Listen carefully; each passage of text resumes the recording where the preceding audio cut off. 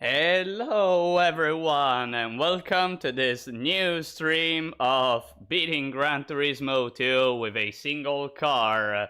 I'm here doing the second episode of the journey of the Peugeot 206 S16 that it didn't have a great start, but right now with just 219 horsepower on last stream it managed to go and beat the nationals, which it's impressive.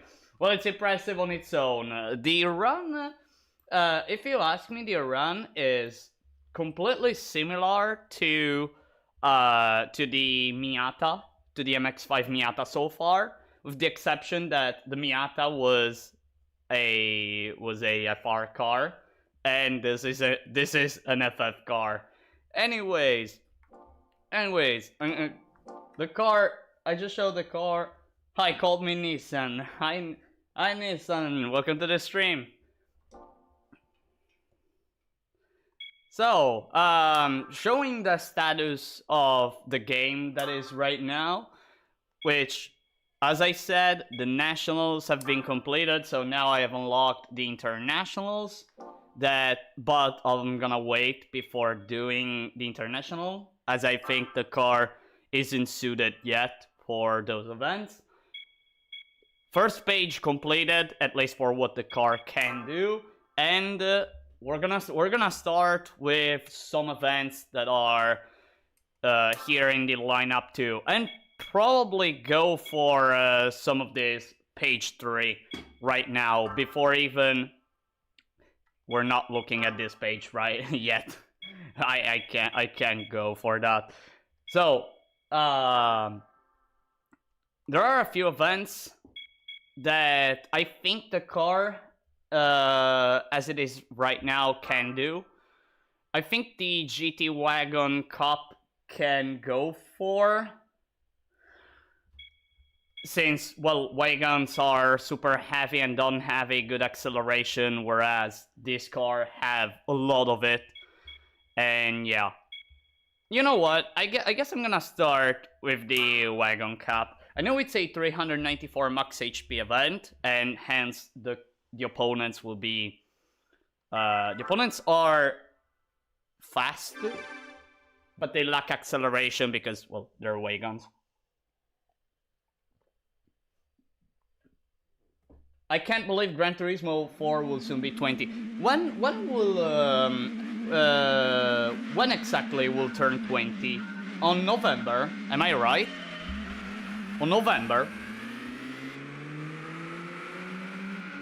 Or am I wrong?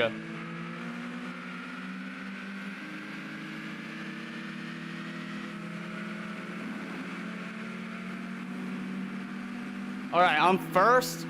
But since we're going at room short, I must be careful to the currents and brake right here on the inside, so I block everyone. Look at them! Look at them, like, yeeting themselves toward the wall. I think in December, I'm not sure. Oh, I see. Well, I'm gonna check later, cause I'm really curious. Potato's still going strong, indeed. Indeed, it's going pretty well.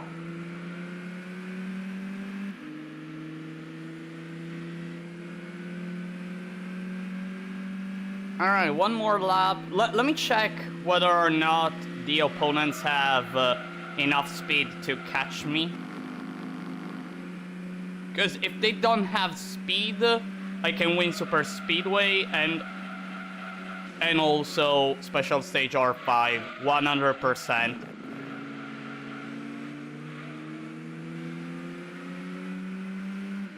And it seems they don't have speed. Well, I have to consider the blue wagon has a bit of slipstream from me, so that counts.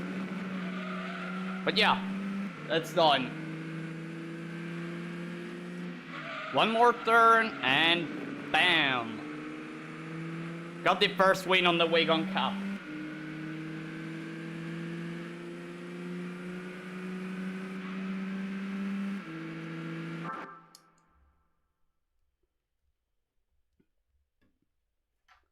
for having 200 horsepower, for having just 200 horsepower, it's quite impressive. But well, from experience, like you can pick any car that mostly has like half the maximum you can enter, and still win the race, and still be able to win the race if everything goes right. Like we saw that in the Tommy Kaira run, where well, especially in the GT 500, I was with just 279 horsepower against opponents that have 700 horsepower. So yeah, like it's impressive. But well, in that case, the weight helped immensely.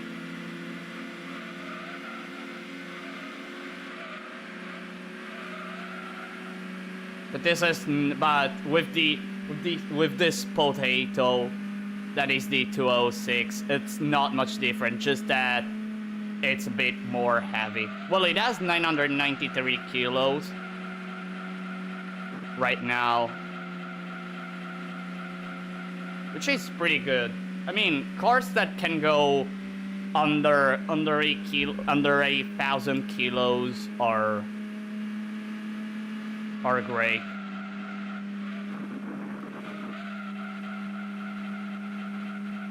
I started playing GT1 again on my tiny CRT TV. That is the best feeling. But when playing with the CRT, man, you can really have that feeling of playing in the 90s. So it's one of the best feelings ever.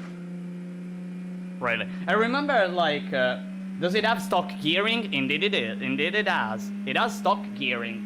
The gear upgrade, I wanna buy it as one of the last upgrades.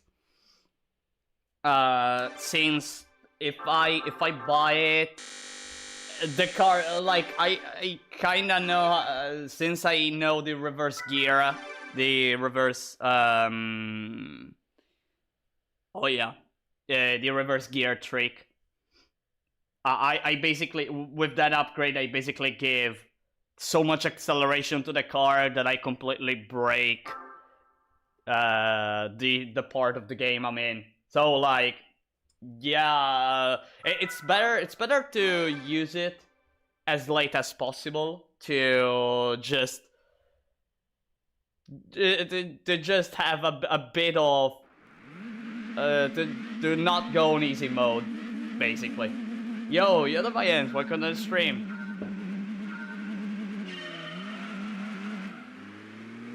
Right in time to see the beginning of the third event of the Wagon Cup, or as I call it, the Gran Cup. Which, if you wonder why I call it that way, it's because of Rome Short, where you saw in the first lap that the opponents, like, yeeted themselves toward the wall on turn that is turn 3, on turn 3. And and well, if they're not careful enough, they eat themselves toward you.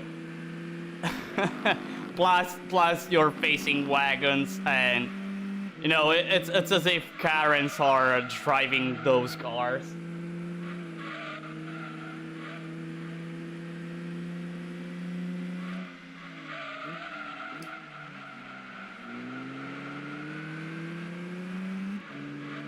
I can feel the car has a bit, I have a bit of a hard time turning, but considering it's an FF, I can understand it. Plus it has still stock suspensions, so that counts too. These look beautiful. Wait, I didn't read the previous comment, just give me a sec. Yeah, I had a tiny 14-inch TV when I played GT1 and 2 New. I remember like playing Armored Core Project Phantasma on a CRT. But the problem of that CRT, if I remember correctly, it was a CRT. But I always have a memory where like I played that game in monochrome, so like everything was in scale of gray. I don't know if it was a CRT TV. I'm not sure anymore, but yeah. But yeah, I remember playing Armored Core Project Phantasma on monochrome. Probably because I made the wrong video settings. I don't know. I was too young. I really was too young.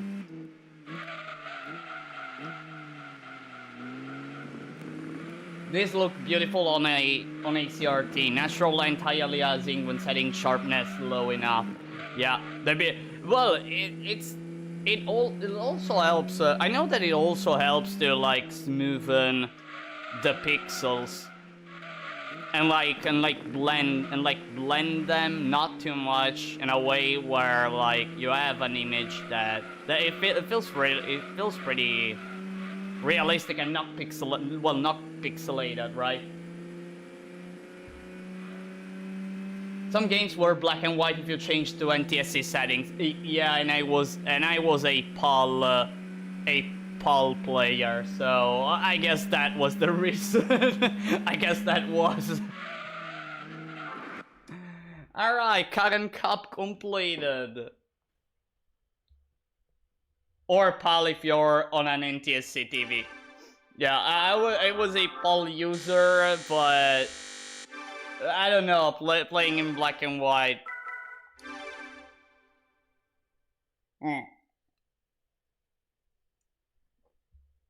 But only with Armored Core Project Phantasma. With other games, I was completely fine. I could see colors. You know, one belief I had. No, okay. Now that I remembered, you know, one belief I had when I was a child. Like when I was really young, like 7 to 8 years old. Like I had this belief. So like every single time, my parents always told me, you know, in the 70s, especially in the 70s, like TVs, in the 60s and in the 70s, TVs only showed images in black and white because that was the technology back then, right? And and I don't know why I connected that fact with real life, and I thought, wait, so you're telling me that before the 80s, everyone was seeing black and white, there were no colors. That's exactly.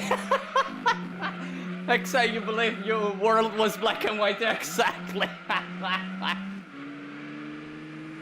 It was so stupid. It was so silly, but I believed it for a few years.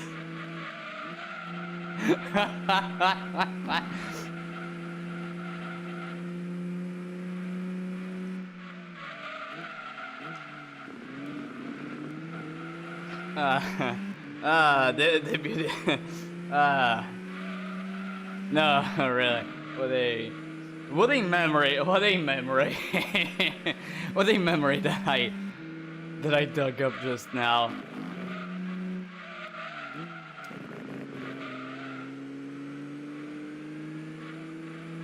It was common. Some friends had that belief too. But it's crazy how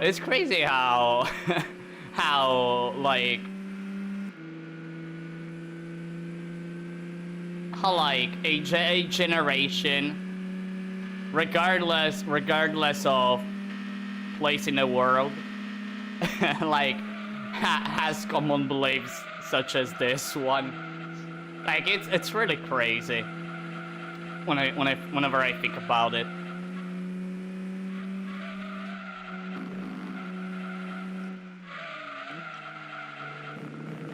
Ow! I hit I touched a bit the wall. I hope new generation doesn't think early 2000s were in 240p. I'd say even better, 144p. 144p, images that were hyper cropped. Images hyper cropped. Especially... oh man. But we had some of the best memes ever. Honest opinion. We had some of the best memes ever.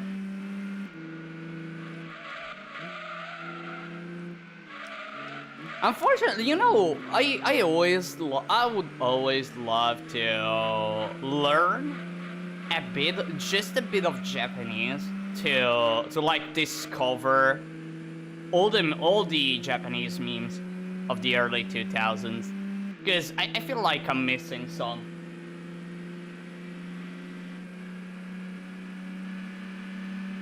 Like I know some of them, but I'd love to learn even more. On the other hand, we had the Rufflecopter. Swah, swah, swah, swah, swah. Nah, again, that Microsoft Sam, when I discovered Microsoft Sam, like, it was magic. It was magic, really. Or like those, well, we also, like, had the first ASDF movies. Like the first episodes. Oh, by the way, there a few months ago there was the newest episode of ASDF movie, right? Oh, also some other memes like they're taking the hobbits to Isengard. No, really. When I was a child, that song, either that video. Or let me think. Wait. Let me think. It was oh dear, the this is Sparta meme.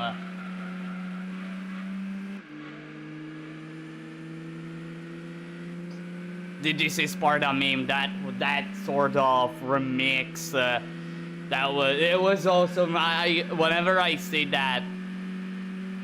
No. Okay. I thought I was going to lose. Well, I could have blocked, but I honestly was a bit lazy. But I won! Yay!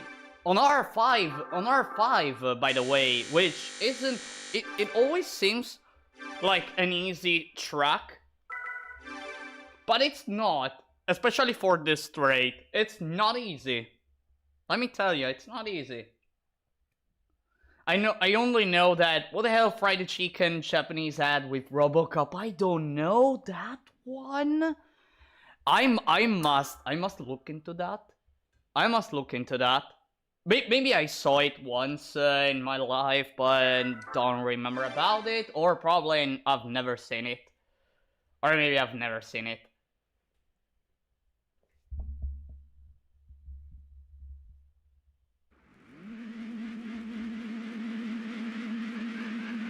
Alright, let's go for the Deep Forest event, and it seems there is a white RX-7 GT Turbo 83, which, as a reminder, this white car you see right here is the strongest opponent you can ever face in the 80 Sports Cup.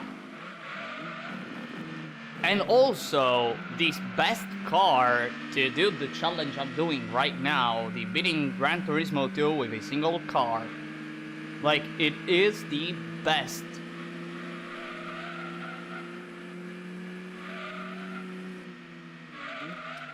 A bit hard to control, honestly, that car. But if you manage to, man, you basically unlocked such power that allows you to completely destroy the entire game.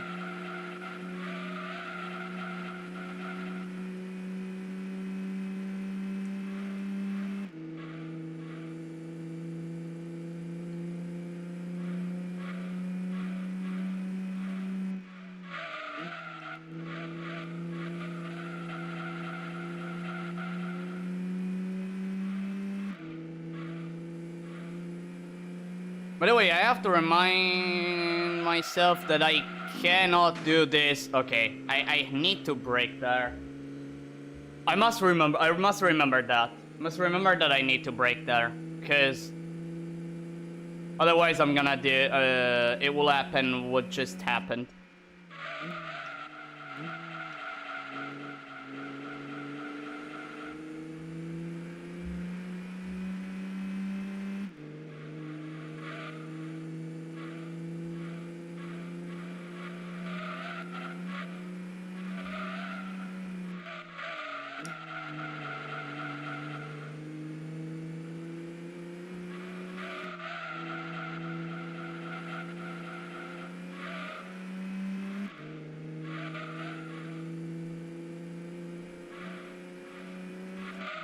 Ah, too wide, too wide.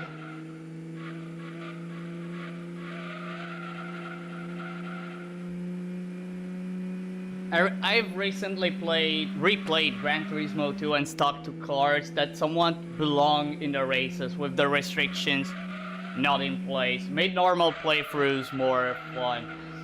Yeah, like, I love the... I honestly love the GT2 system over the more restrictive ones, such as Gran Turismo 3 and 4, and I think also Gran Turismo 1. I think, but it's not that I dislike them.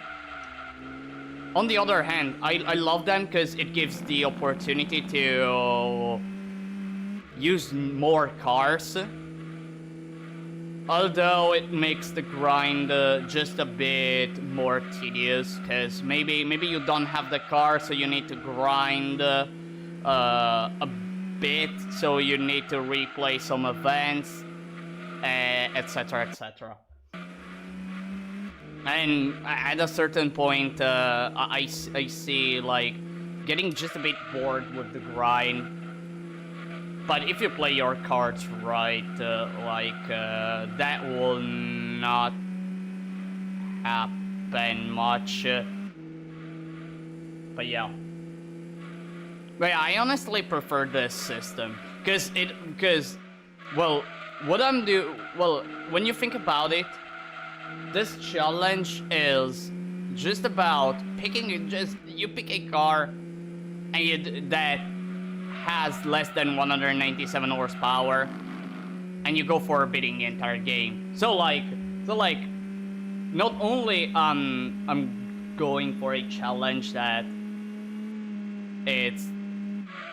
sometimes it's pretty hard. I'm also showing cars that maybe people overlook, that can just win.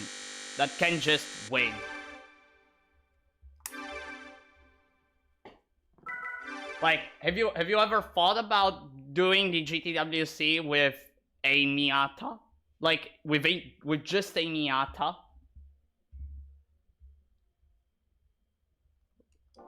Like, I would have never, before going for challenges like for this challenge, I would have never thought of of playing with a Miata. Like, never ever.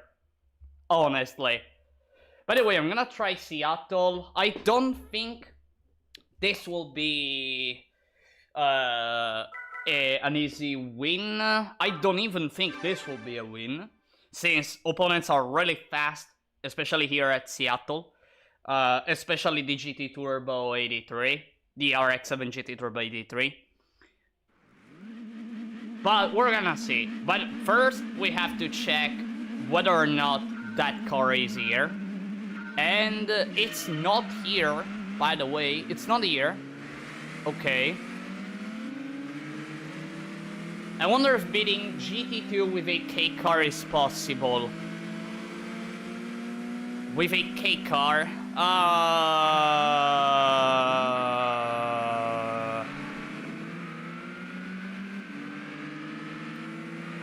Is the Demio a K car?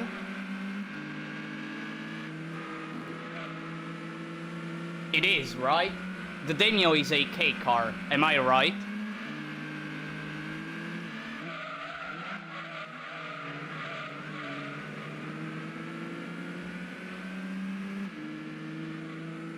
No, Demio is too big. Then no. A K car can't beat the game. Can't beat unless I find a K car, but I don't think they can, because no K car can reach enough horsepower for the GTWC. Those 63 horsepower mini cars are in K class. Then no, they cannot win. Then no car can win. I guess the one that can go the furthest is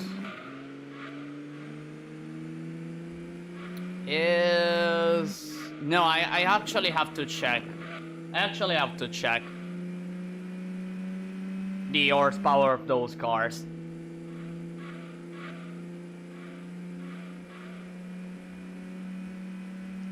But I think none of them can go over 200 horsepower, which is still not enough. Maybe best they can do is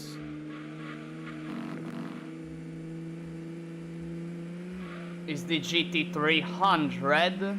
Maybe. No, I don't think they're too slow for that. No, they're too slow for that. Maybe maybe some international events. Maybe. Like, best they can do, probably. Again, I need to check the best K car. And see what it can do. By the way, it seems that I'm having, even here at Seattle, a pretty easy time.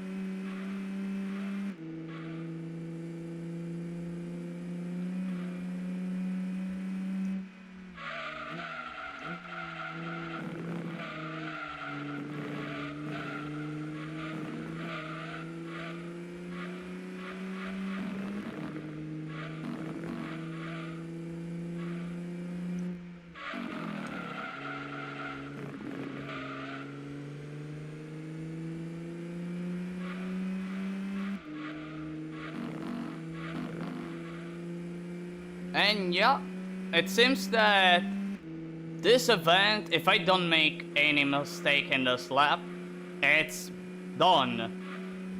And it will be time for the final event, the event that everyone loves, especially in the super early game. The 5th event of the 80s Sports Car Cup at Tahiti Road, the one that gives you that car that allows you to enable the credit exploit, the credit farm.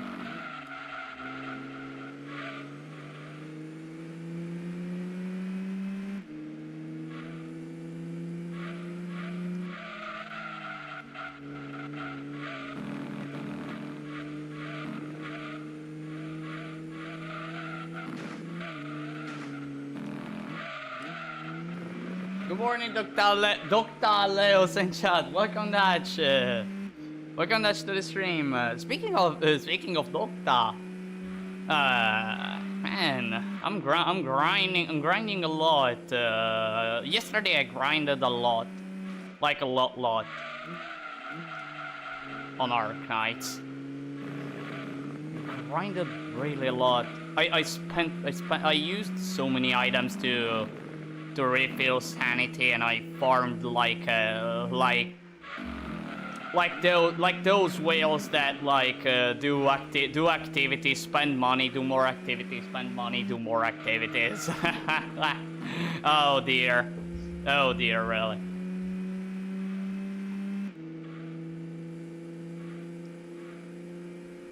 Anyways, completed this event.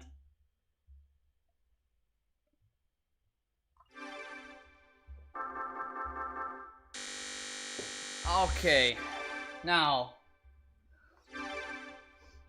Oh yeah, don't mind the fact that Arknight's chat in our servers of Warzone Wave. No, I'm really, I don't understand them, but I really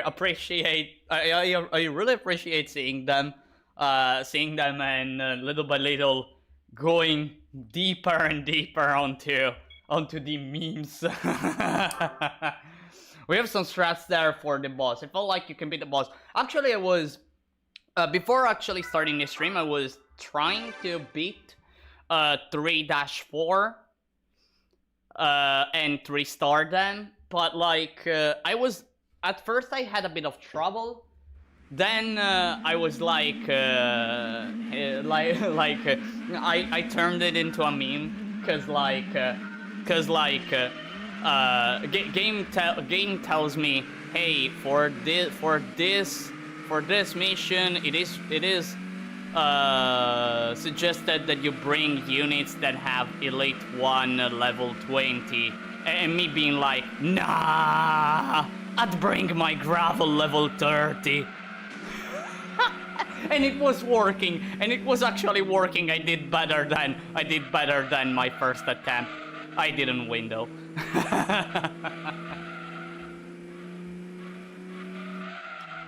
Also, Peugeot indeed, destroying the 80s cars with just 211, if I recall correctly, horsepower.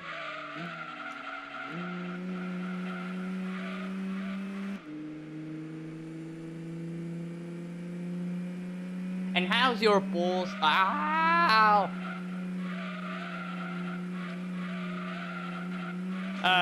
The pulls are going fine. Last pull I did, I won Doberman. Which, it seems she's okay, but because it has 3 tiles range, but there are other operators that I can use for that same thing. Honestly. But I still need to level them up. I need to level up Pramarix, cause I need a debuffer, like a pure debuffer. Ow.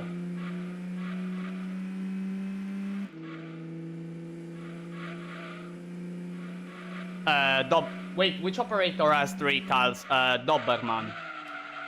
It has a 3-tile range, like self and 2 ahead.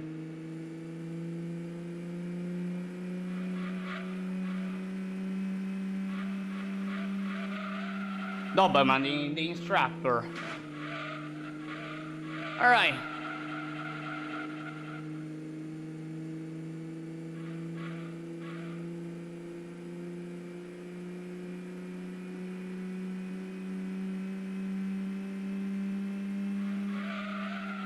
In any case, final lap here at Tahiti Road. Let's go, and the 80s sports car cap will be completed. With the Peugeot that it is flying. And by the way, there is also the I noticed that there is the RX-7 GT Turbo as opponent, so like, yeah. This car is really good. As of now, it's super good. I don't think it can go for the cheater. I don't think it can go for the historic car cap second event yet.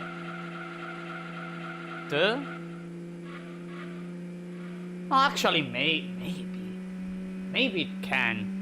You know, maybe it can win. Either way, I'm curious to see how many seconds away. 12 seconds. 12 seconds. Gosh, 12 seconds.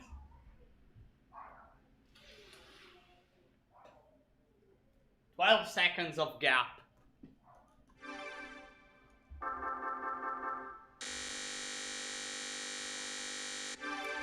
Did you watch that one video I posted, Destroy the Boss? No, I haven't. No, I haven't yet.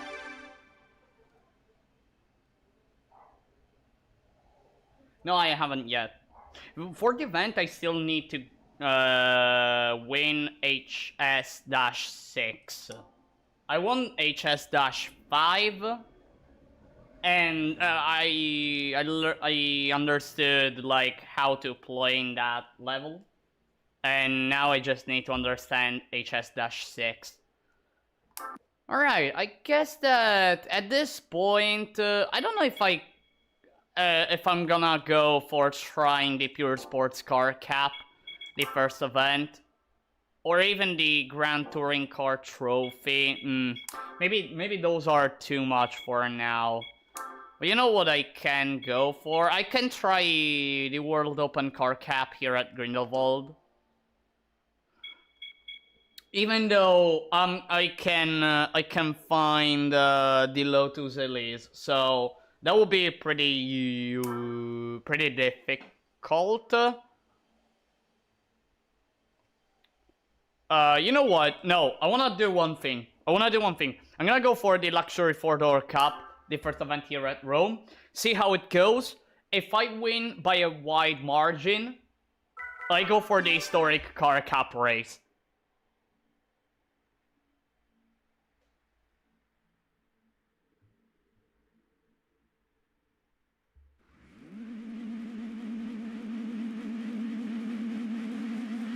Let's see.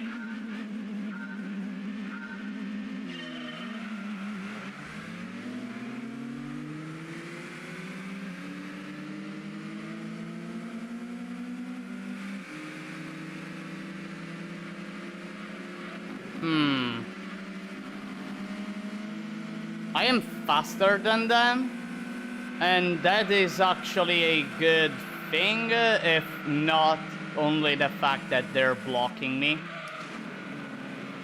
Just a bit. I need to check lap 2. But it seems like I think I can win against the cheater, you know? I think I can win.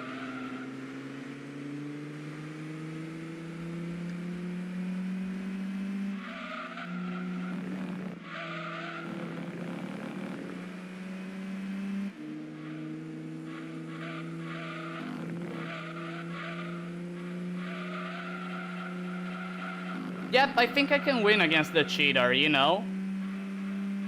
I think I can.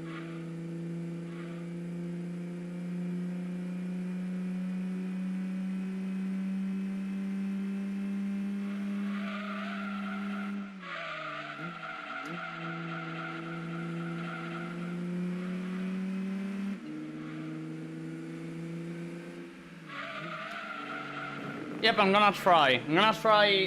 After this event, I'm gonna try the Historic Car Cup second event. I'm gonna go for it.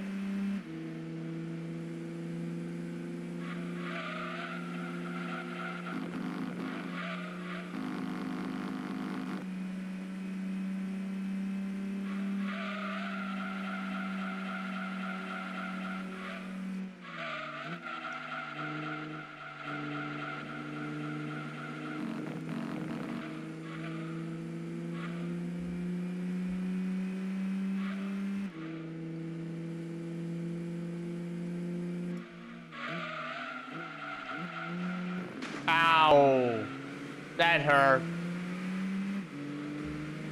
That hurt so much.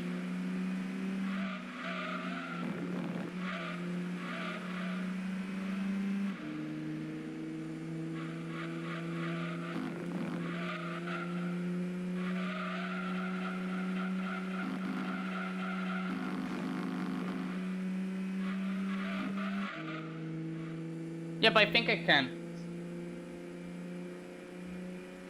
Easy race here. Let's go for the hard one.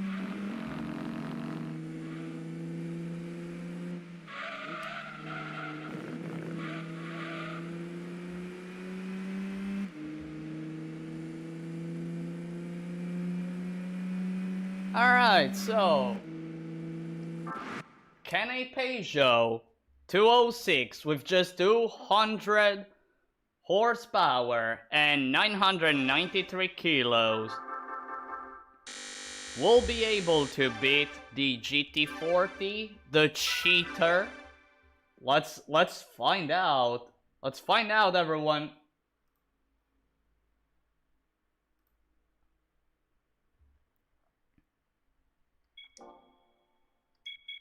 Historic Car Cup, second event. Boom. Let's see. Start the race. Automatic transmission. Let's move. Let's see if he's there. And who boy if he's there? It's Green. It's in second place. He's there.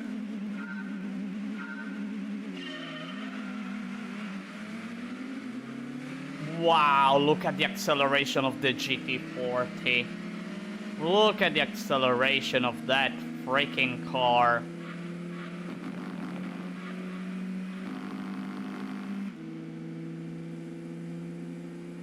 I'm 2 seconds behind. Okay, in 2 laps. If I play perfectly, I think that I can recover. I'm already closer now.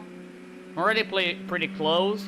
I think I can, if everything goes right, I'll be able to overtake in the next sector.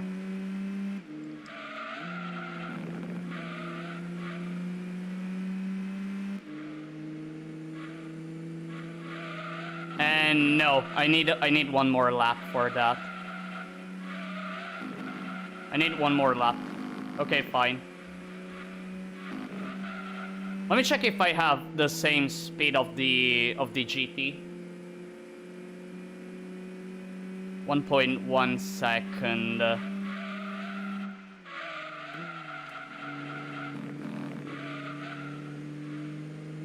I can't yeet here.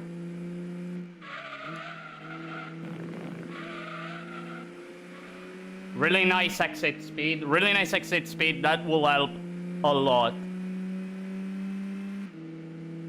It's going away a bit, but I have the slipstream.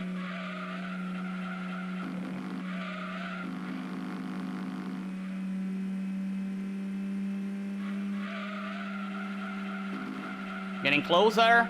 Getting closer.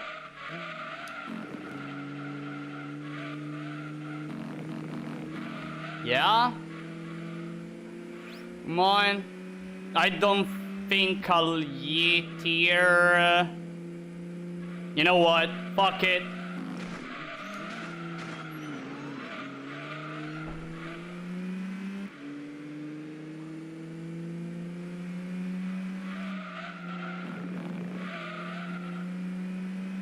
Since I'm first.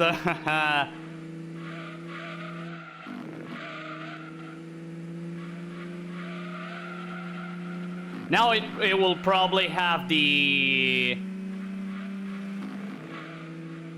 It will probably get a bit more of extra speed because I basically sent him toward the wall. And come on. And that's it. That's it. That's a win. That's a win. That's a win. That's a win. The Peugeot 206 defeated the GT40. Nice. Well, I yeeted the car toward the GT40 and had a bit of luck, because if it wasn't for the right angle, if it wasn't for the fact that I hit him in the right angle, boom.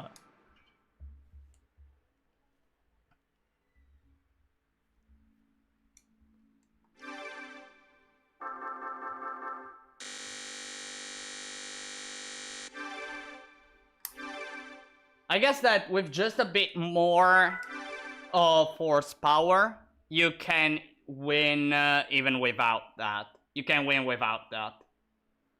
You can basically win without any issue at all. You know what? I don't know. I don't know if I'll try the Grindelwald event at this point. No, I think I'm gonna try it later. I think I'm gonna try it later. I'm gonna go for the World Open Car Cup though at Grindelwald.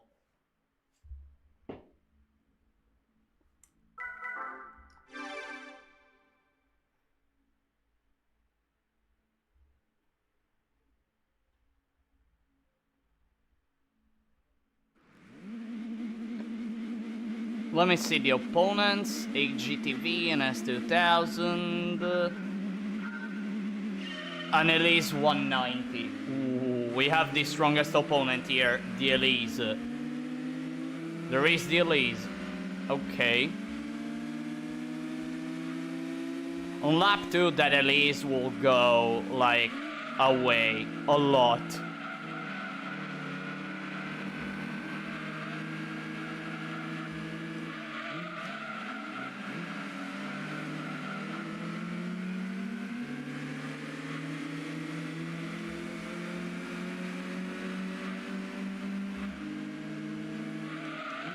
Oh, this Mercedes that is blocking me. Go away.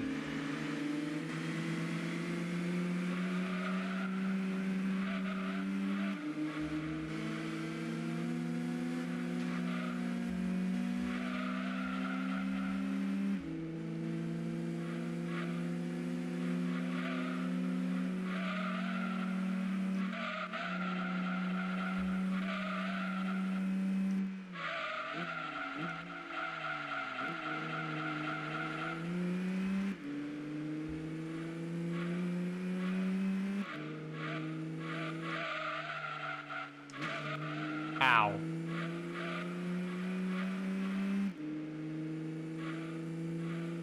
Alright. So far so good. But it's not over yet, because look at that car that is getting closer and closer.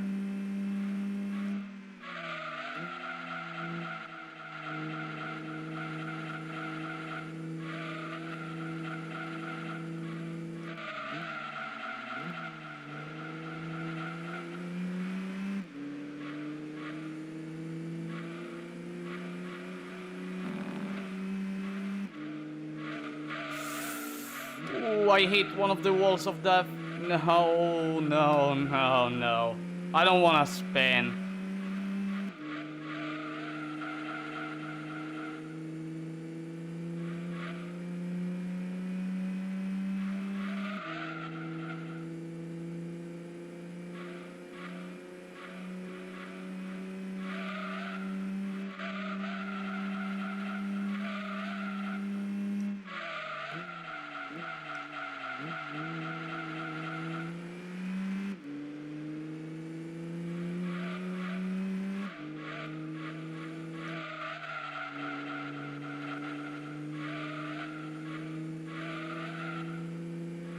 And that's it. It's over. It's over. It's over, everyone. Boom. How many seconds of advantage? 4 seconds. You know what? I'm gonna try the historic car cap third event at this point. At this point, I'm gonna try that.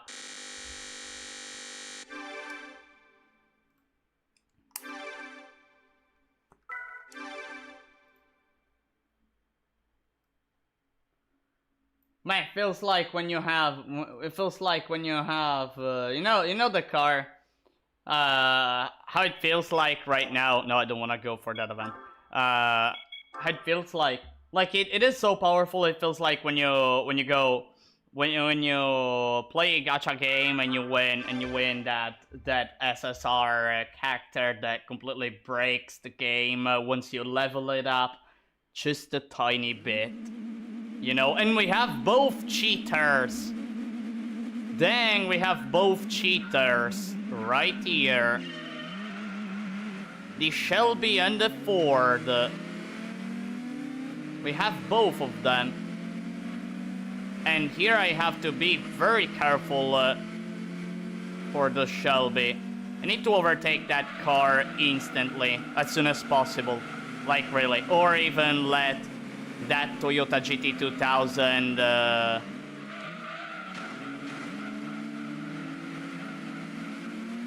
block the Shelby.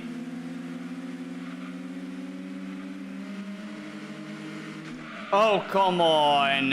Why does everyone block me right there? Oh, I hate that. I really hate that here at Grindelwald whenever they block me. Go away, Akio.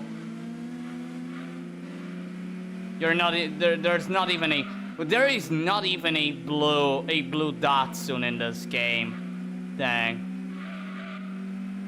It always feels there's something missing. Ouch. It always feels like there's something missing.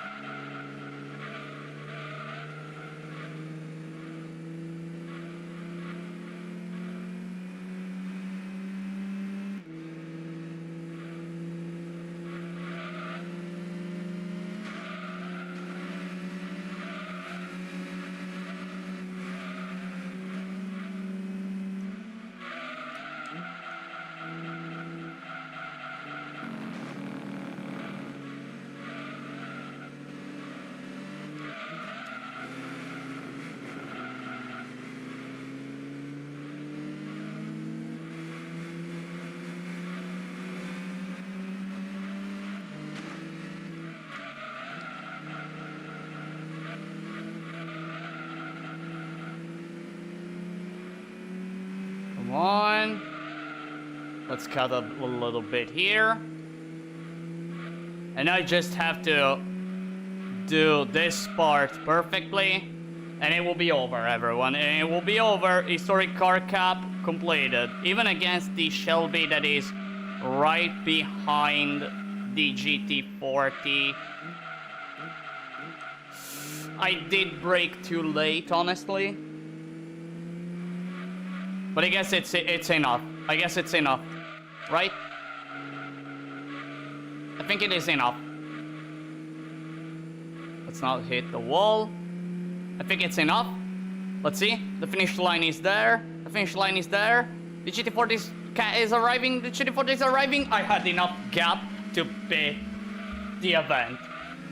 Boom! Historic car cap completed. Historic car cap completed, everyone. Woohoo!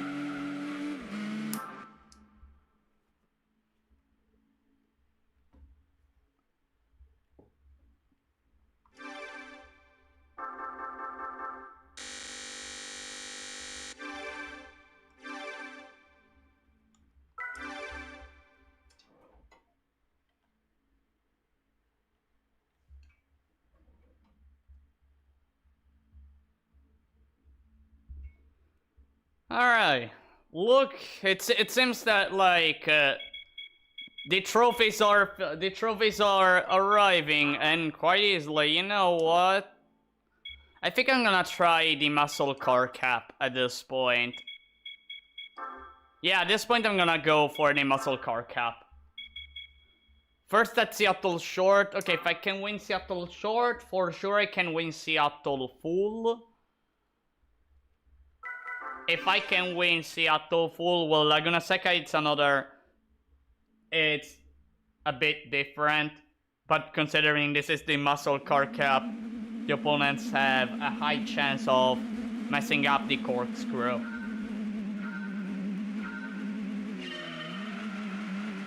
Interesting how I almost have the same acceleration of these cars.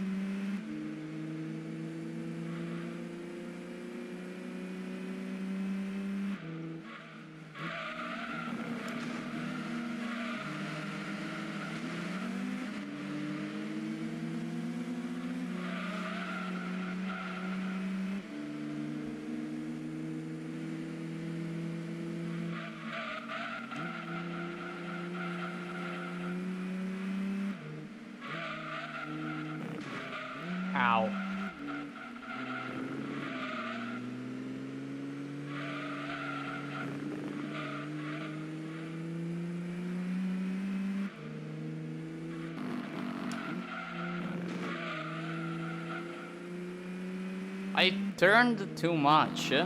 Very interesting.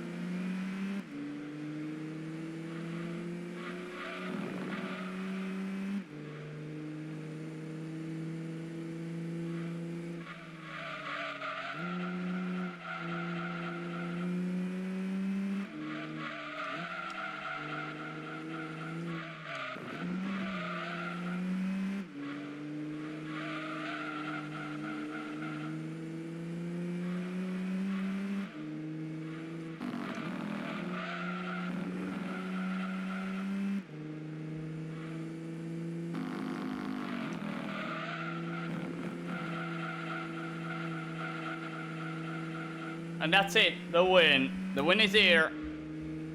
Ready for Seattle full. Ready for Seattle full.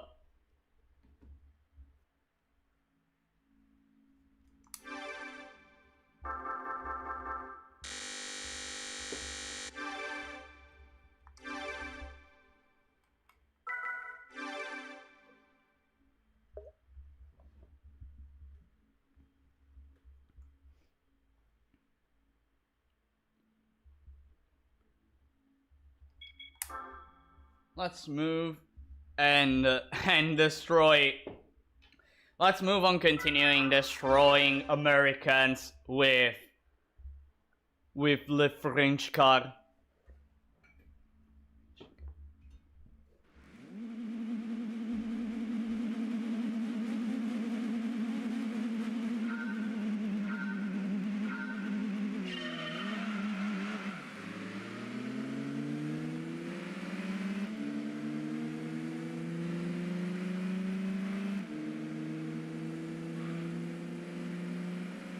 Will I be able? I don't know if I'll be able to do what I managed to do on turn 1 at Seattle Short, but it seems like I managed to do it once again. With just a slightly bit of trouble, as that Superbird was on the verge of doing the Shingo. It tried the Shingo move. It really tried the Shingo move.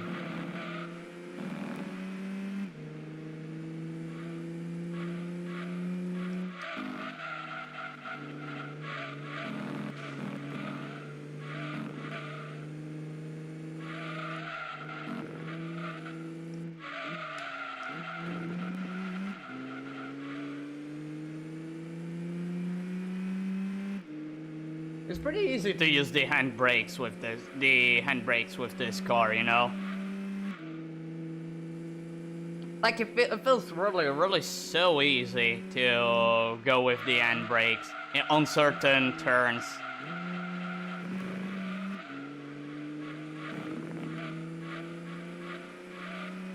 No wonder this car was a beast in the world rally car, in the WRC, the World Rally Car Championship.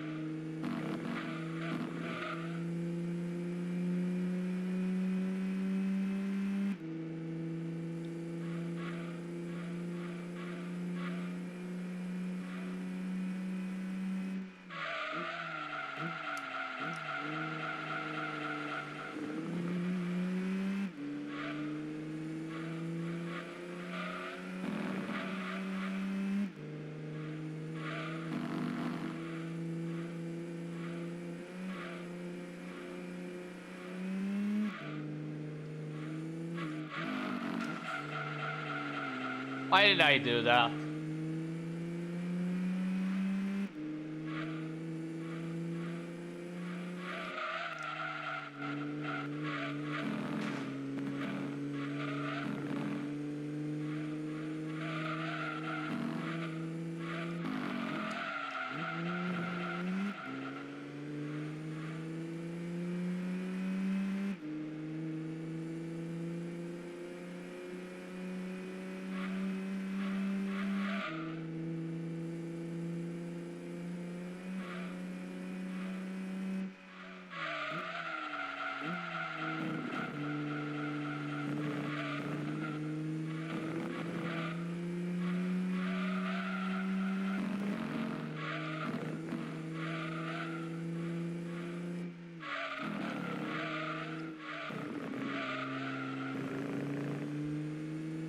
There you go.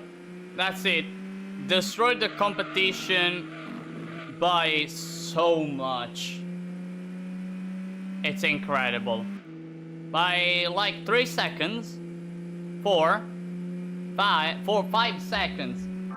My gosh, 5 seconds. I honestly never understand like the horsepower of the cars. Like this is a free horsepower event, fine, but like if it wasn't a free horsepower event, like how much horsepower would the game allow you to go as maximum? I honestly feel like this is a 345 horsepower maximum. But I don't know, but sometimes I kinda don't understand. I kinda don't understand it sometimes.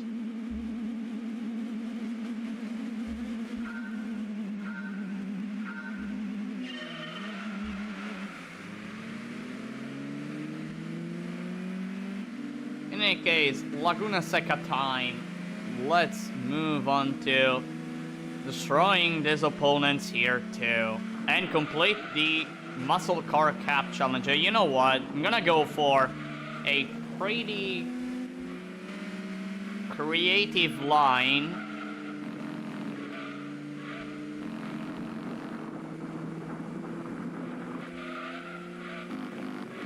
I hope they don't give me any penalty for that. I hope they don't.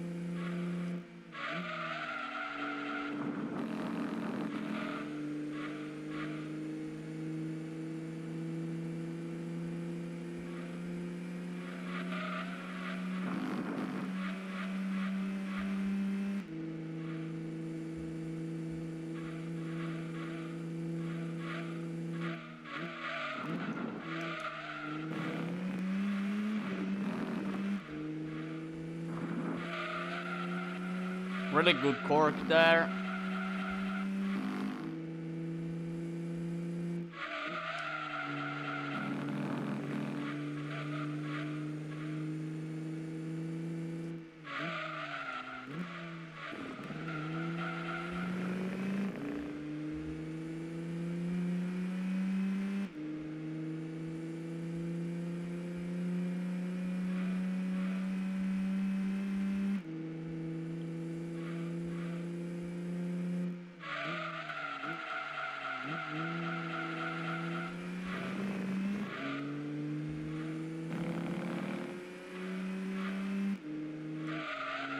That yellow car is really trying to get close to me.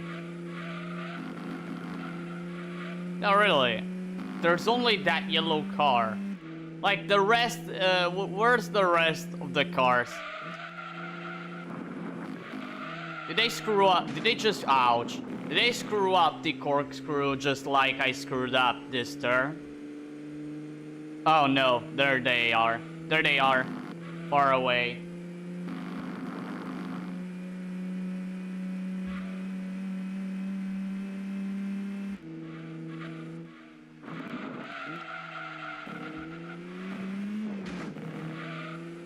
Ow.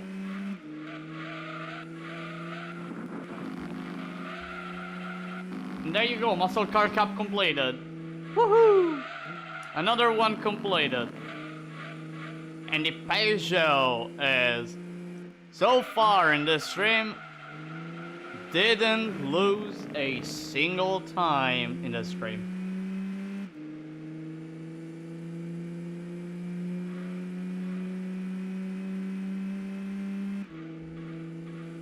Just 4 seconds of advantage. 4 seconds of advantage, considering that I also made some mistakes here and there. The Corcom final lap wasn't great. It was just okay.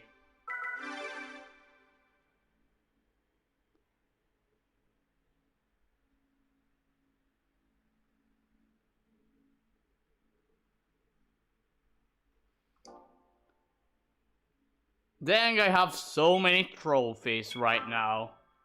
I have so many trophies. Alright, let me check. Lineup 1 is done. Lineup 3, I could go for the pure sports car cap at this point. Let's go for that.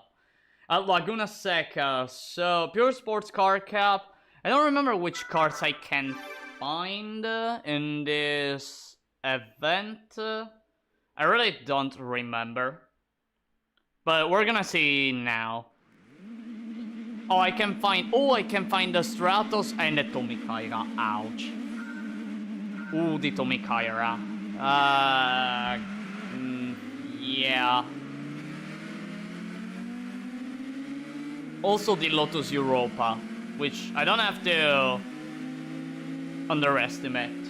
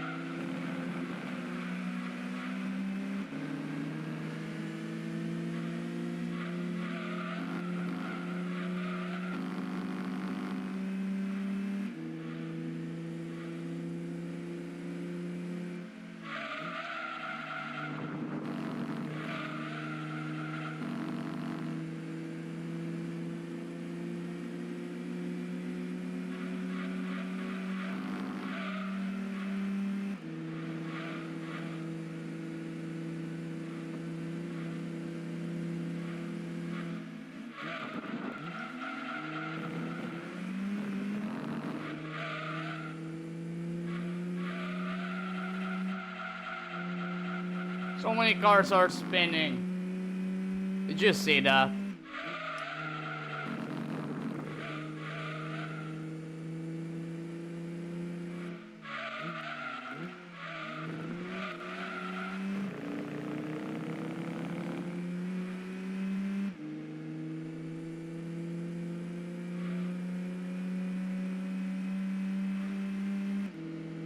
Europa is getting closer. The Europa is getting closer. As I said, I shouldn't underestimate the power of that Europa. And lost control of it. Well, I spoke too soon, I guess. I spoke too soon. Damn it.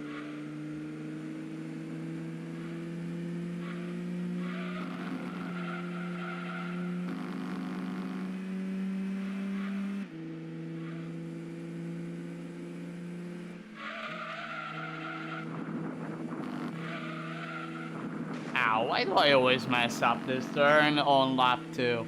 Every single time.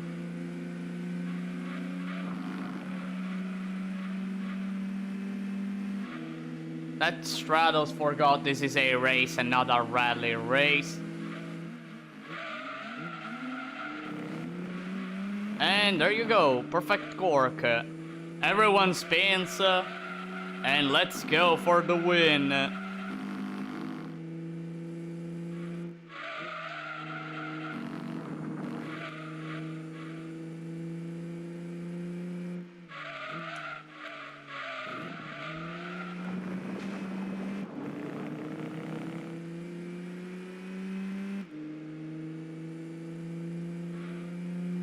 Did it.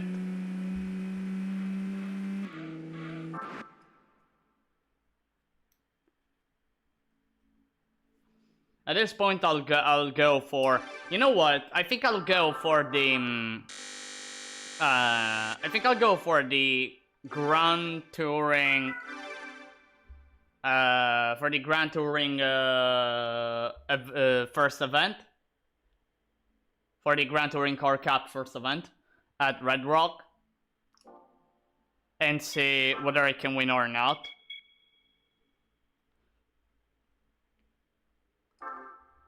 If I manage to win, maybe there is a chance. There is a chance that it will be possible to beat some international events. Maybe. Like, if I manage to win this one with a nice margin, at least a second of margin. I think I can try the Apricot Hill International event.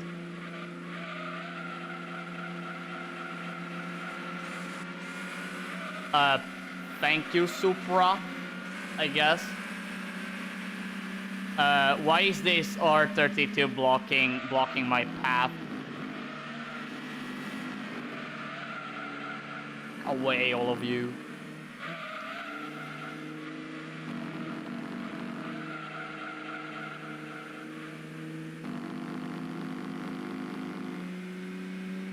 Alright, I need to check here. You don't seem to have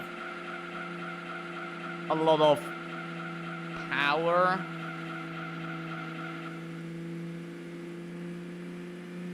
Yeah, you know what? I think I can go for the internationals with just 200 horsepower.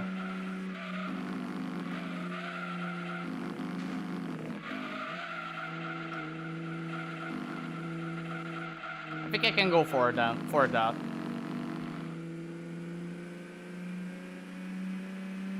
By the way, I also have to remember that this is a 3-lap race. I tend to forget every single time I go onto one of these races that I also have to do a 3rd lap. Alright, seems that Le French car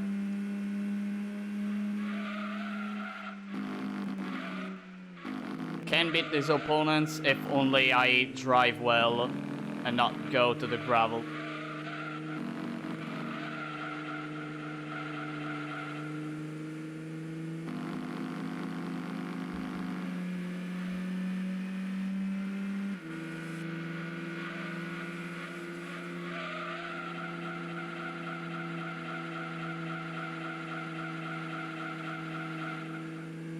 Yep.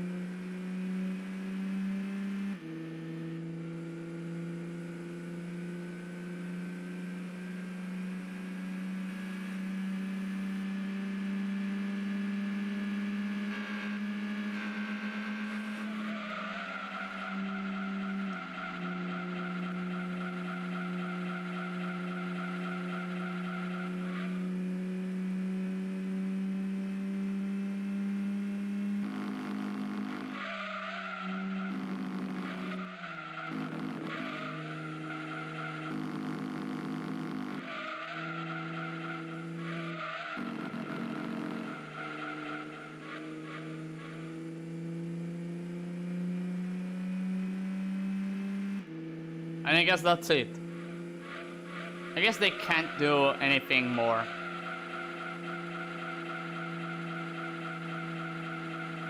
It's game over. First, this event is completed. Unless I make a mistake here, but I think it will be unlikely. I think it will be unlikely if I play safe, and sure I do. And there you go. There you go, first event completed. First event of the Grand Touring Cup completed. Boom. Just 1.5 seconds of advantage. So, which means that, you know, I think Apricot Hill will be the win at Apricot Hill in the international event. I think it will be a thing. Well, let's go and try. Let's go and try. Let's go and try, everyone.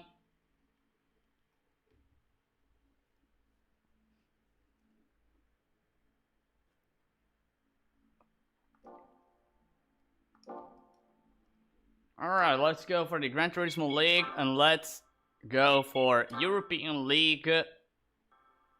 Apricot Hill. Go. So I'm gonna face some. There are roughs here, right? I can face them. Yep. I can face the roughs. And I think this one is the BTR 2, am I right?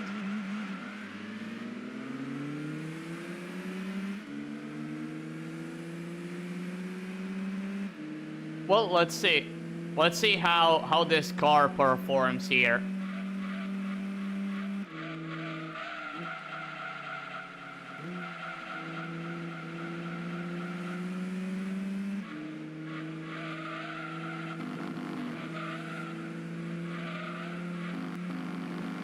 And that... Oh, okay.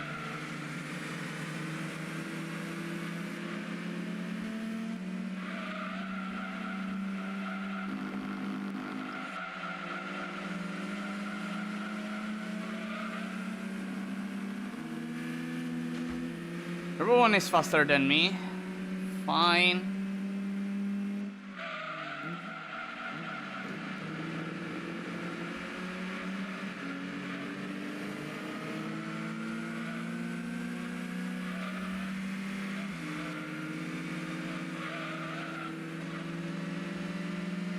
I need to block this Jaguar as much as possible. And go for this. And ouch. Ah, that hurt. That hurt a lot. This is not a nice sign.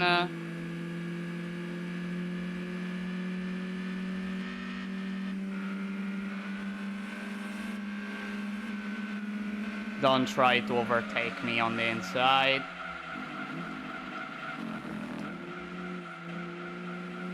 Everyone made a spin, except that rough. Ah, how great this AI is. Like, it's super nice. It really is. Well, I'm first now.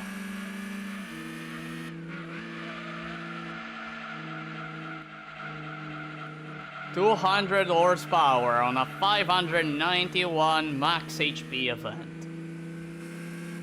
Consider that this is apricot teal because that matters a lot.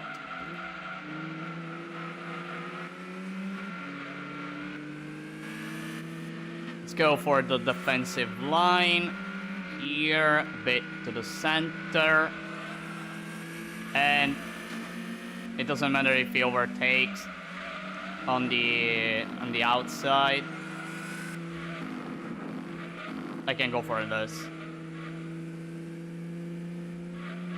There you go, just one more lap like this one. Like this one I did, and it will be over. And it will put the Peugeot, and it will give the Peugeot the first win in the internationals.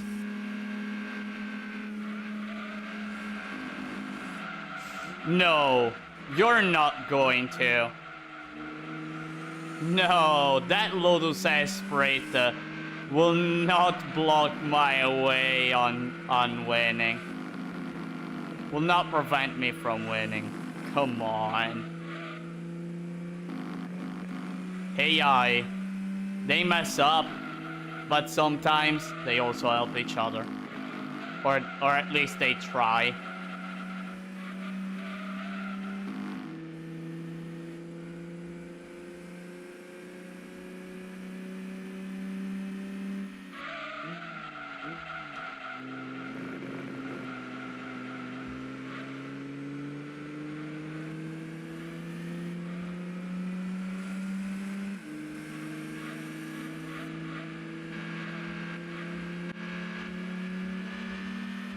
There you go. That's it. That's it. It's done. International at Apricot Hill completed.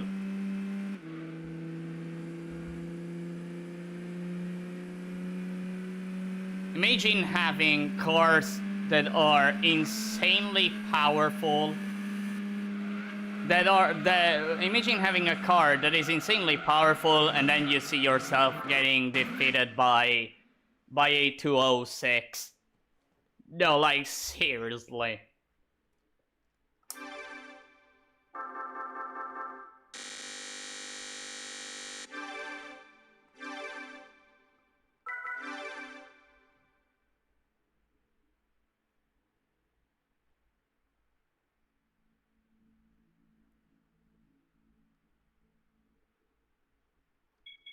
Alright, I don't think I can win at Grand Valley. I'm sure I cannot win.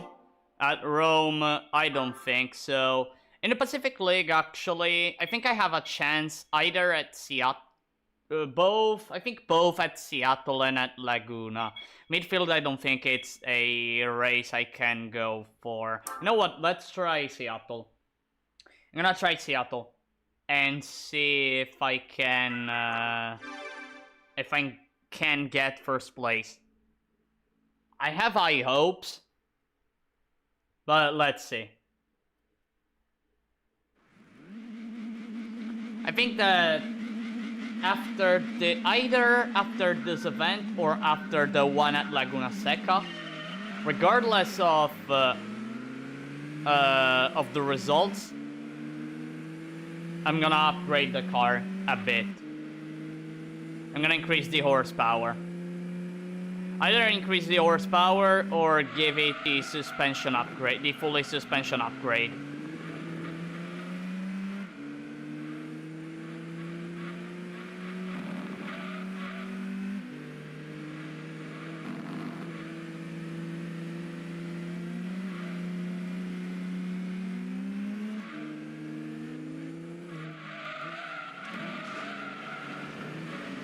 This Mustang blocking me is not promising at all.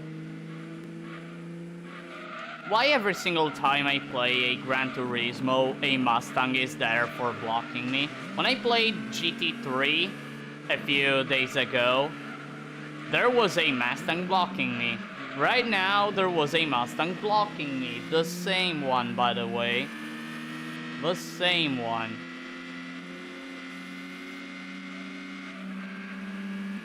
It is honestly incredible.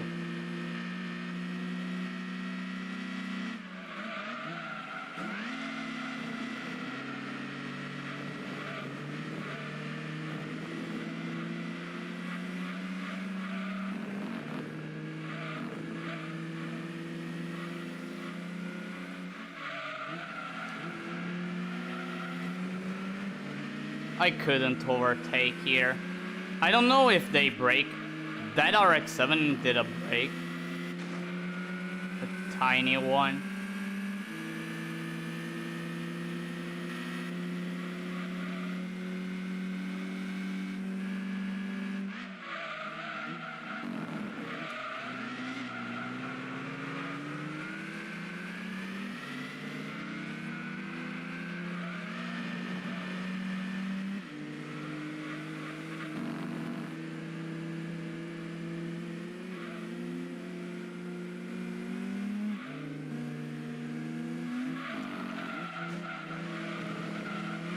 Well, I can't recover. If I do this sector well, I'll be in the lead.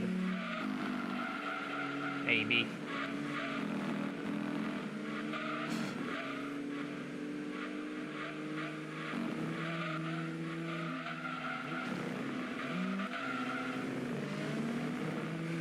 Thanks for this link shot, Grand Corvette. I'm gonna use it as much as possible, that little extra speed I gained.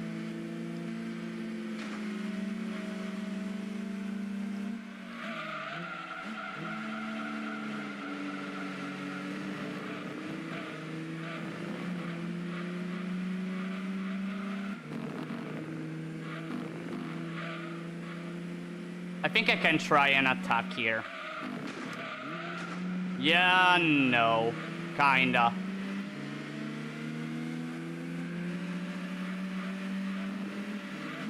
I don't think that was a good idea. No.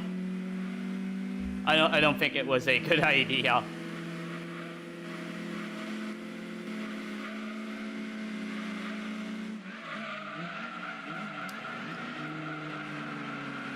No! Oh no, everyone blocked me. No! I messed up. I lost. Ah, I lost. Alright, alright, alright. Alright, my bad. My bad. My bad.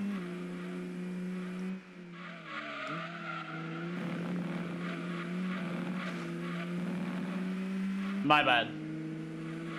Almost lost. I almost got it. Well, not really, but I was there. Wait, unless that Viper. Wait, that Viper is actually. It's going slow. Actually.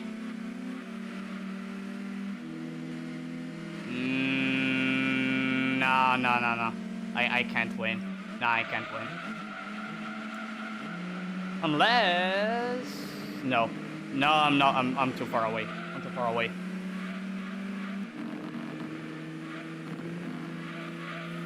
But I can get second place, maybe.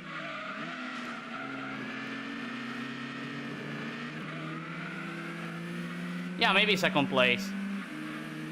No. Third. Okay, third place, fine.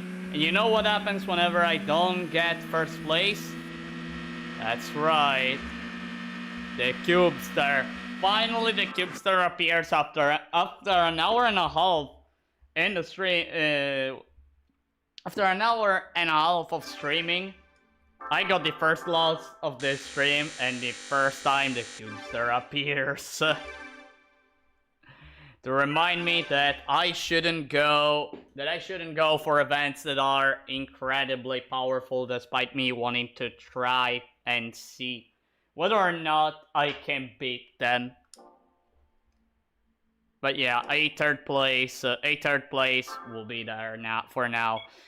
You know what? Knowing that I can do some 591/542 max HP events, I guess that like there is a chance that I don't think Trial Mountain of the World Open Car Cup will be beatable for now, because there is the Elise and the Tomikaira. I think, though, that the special stage R5 of the Luxury 4-Door Cup might be possible, you know? I think it might be possible. Also, the Deep Forest event. And the Grand Touring Car Trophy here, no. Alright, you know what? I'm gonna try first the Pure Sports Car Cup here, because it's a 443 max HP event. I'm gonna try this one. I know I said that I was going to make the car a bit more powerful, but now that I think rethinking about it, like I wanna first go for some other events that are in that range of maximum horsepower allowed, and then move on to upgrading the car.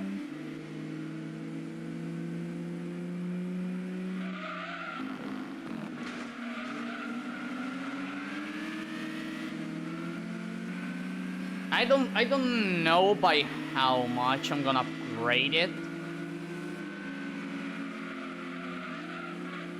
but I think I'm gonna go for like getting the port polish, that stuff. I haven't bought those upgrades yet, if I recall correctly, so I'm gonna go for those ones. I'm not going for the stage 2 turbo because it increases the horsepower by really a lot. I basically don't want to upgrade too much.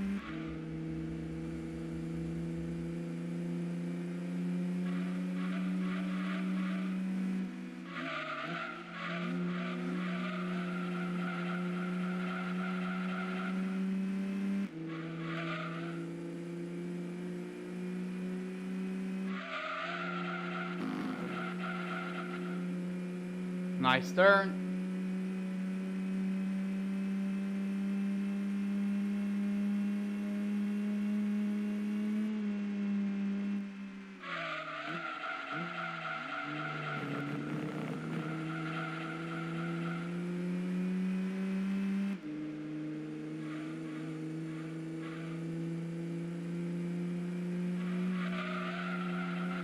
Tomikaira is catching. I was too fast. Shit.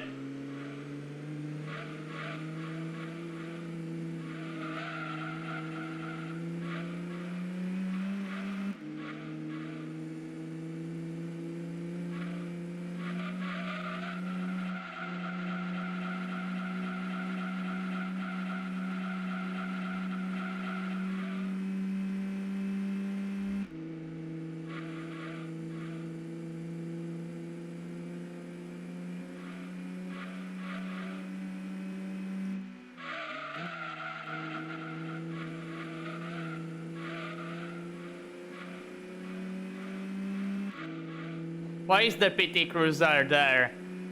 Since there, basically, whenever I lose, a PT Cubester appears. And whenever I get back a win, it just disappears. And yeah, I basically made lost an event before this one, and again, every time I lose, a Cubester appears. Hello Frappuccino, welcome to the stream. Alright, so Deep Forest, the second event of the Pure Sports Car Cup has been completed, which means that maybe I have a chance here at winning the R5 event on the Luxury 4-Door Cup. Opponents, I kind of want to pity Cruise. Like, I mentioned it a few times on previous streams, like, a few years ago, there was a guy in my town that had one, and like, there was a period where I was seeing that car every single day on the same street, because, I don't know, it was, that guy regularly did something at that hour, and every single time I looked at that car and was like, oh, APT Cruiser.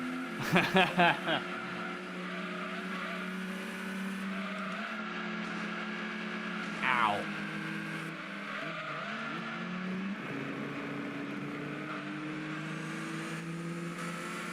It seems that opponents are strong,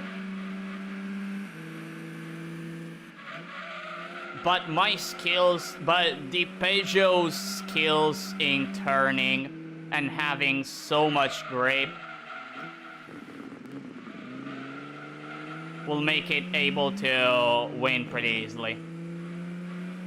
The only problem will be the final straight, which I hope it turns out to not be so hellish.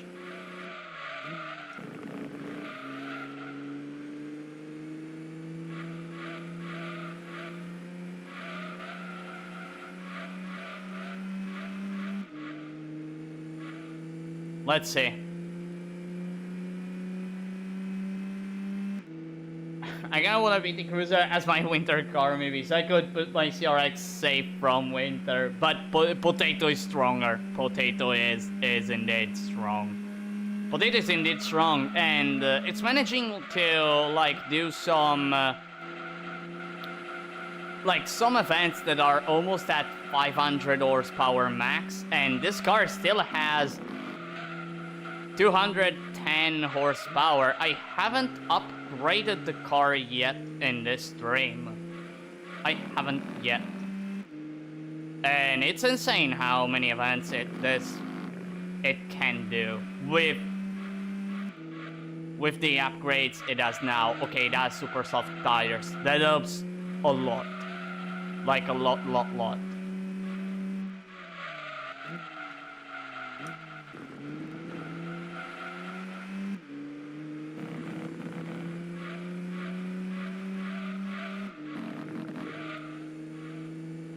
And opponents are, it's just impossible for them to beat me. Unless I mess up here, and I almost messed it up. I almost messed it up, everyone. Like, really.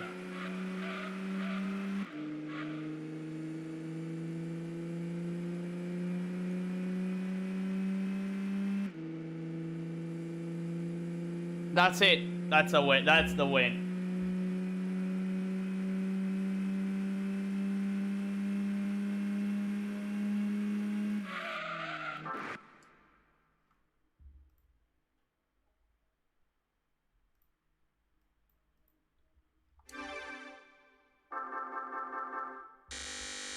I was influenced by GT1 and 2 and my cars, both wearing them.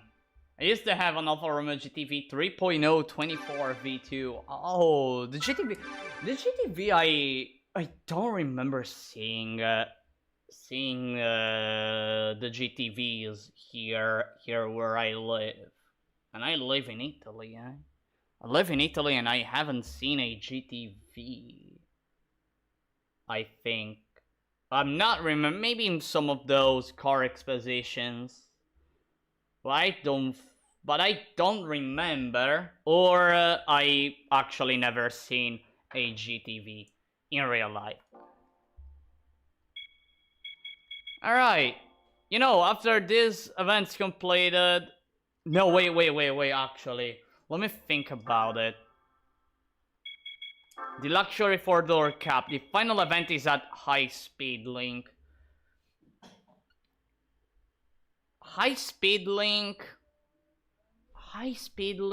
like, is a track where Sector 3 and 4 opponents are super slow, regardless of horsepower. I may take advantage of that in trying to... I'll take the risk.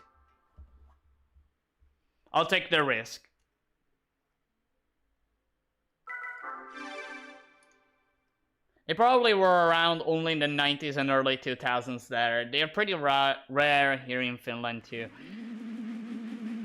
I don't know, like, I remember seeing a Fiat Barchetta, like when I was a child, which you may think it's common. It was a common car. It actually wasn't. It actually wasn't really common. Like 90s and 2000s. Like it was mostly dominated by pandas. And that version we Italians call it the Pandino, which just means the little panda, because you know it's super little, that car. But if you have a 4x4 version of the Panda, man, it's not a little panda anymore. It's a freaking beast.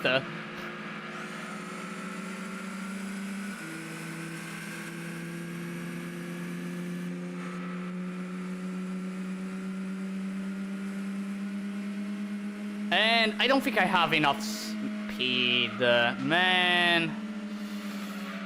I don't have enough speed for this event. Whoa, what is happening in front? Whoa, what is happening there? Let me overtake. Yep. Ouch. Wait, maybe I have a chance. Wait. There is a chance, but I need to do this maneuver that you should never try in real life, because that causes a lot of trouble, and not even in races. Never try that.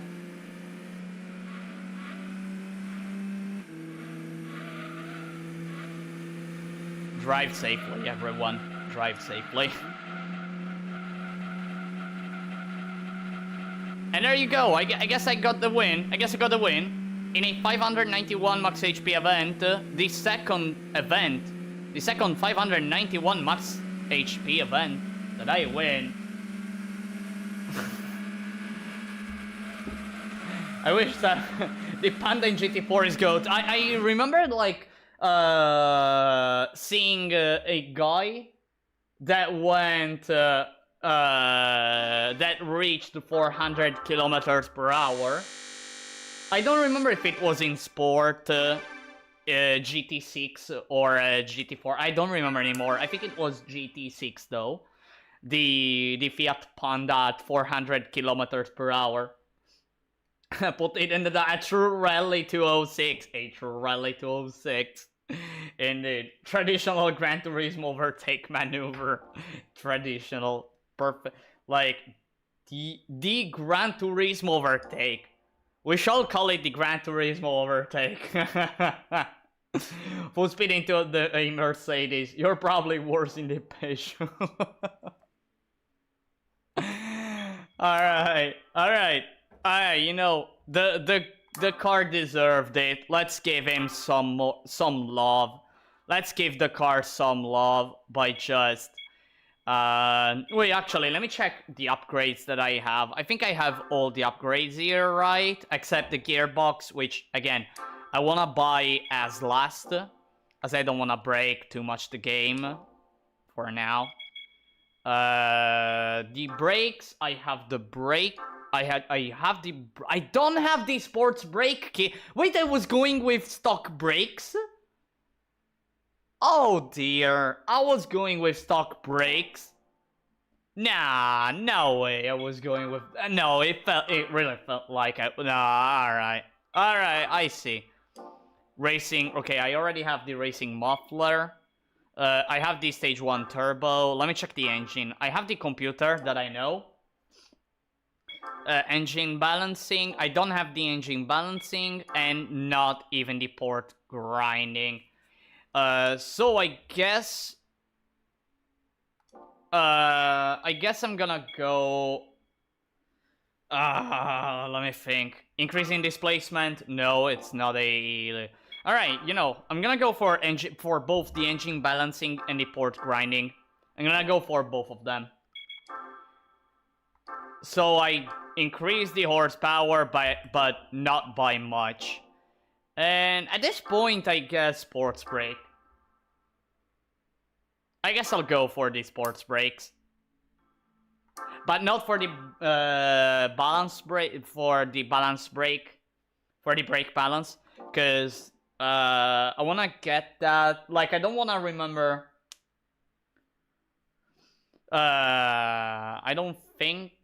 Like, I wanna get it at last, because if I buy it just now, the brake balance controller, like I will mess the brakes too much, and that will be it. I don't wanna do the same mistake I did in the Miata run, where I bought the brake balance controller too early, and like I was having just a bit of trouble.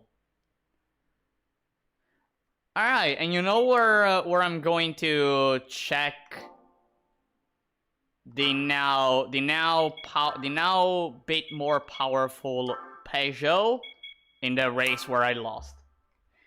I jammed the R32 race car into a tire wall at R5 so it didn't win the championship in GT1 back in the day. Whatever it takes to win. Whatever it takes. Hunter, do you think we will get GT3 Mustang in Gran Turismo 7 or Gran Turismo 8? The GT3 Mustang, I honestly hope so.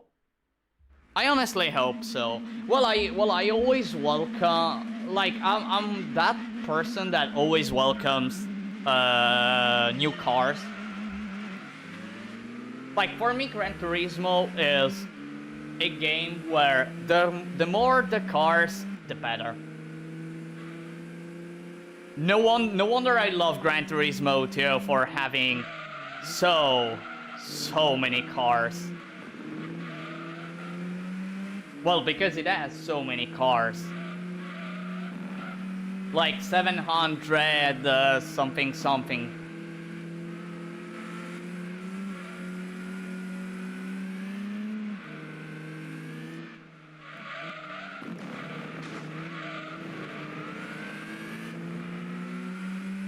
Have you played the GT2 Plus mod, the A-Spec mod? I haven't yet. And I think I said it some streams ago. I am actually waiting for the 1.2 version of the game. Although I am aware that that will take a lot. That I'm gonna wait a lot.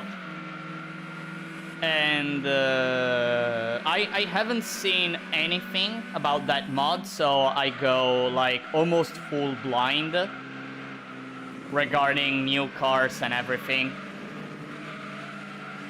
And yeah. But like I'm gonna bring one day. I'm gonna bring that mod. I know there are the F1 cars. Well, for the 1.2 update, I saw the teaser trailer of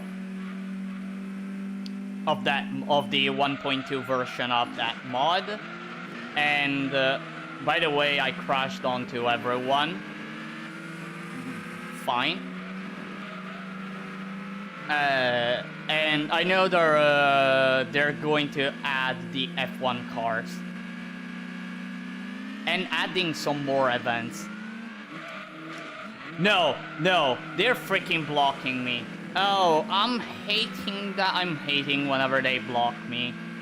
Or they prevent me from going in the exact spot I wanna be in.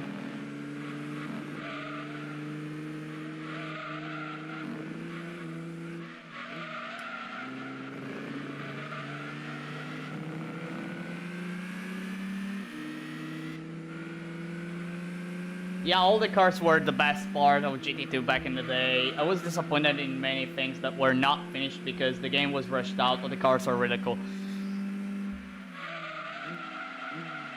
Yeah, like, what I love the most of GT2 is that you can pick any car and, like, make it your car and give it a special treatment through the racing modification.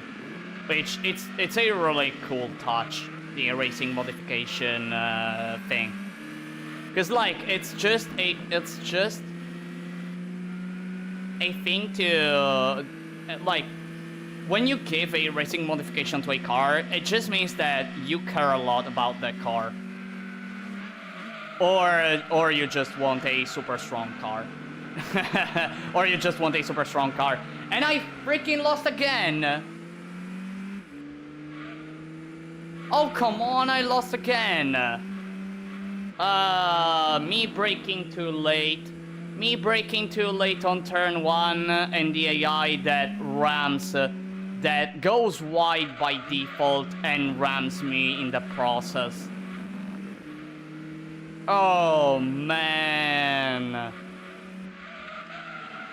What the heck? I need this suspension upgrade. Alright, I need this suspension upgrade. Enough is enough.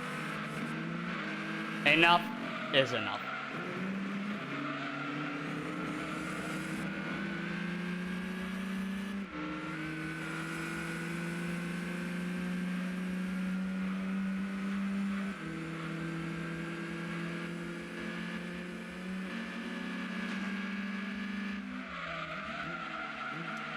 Wait, unless...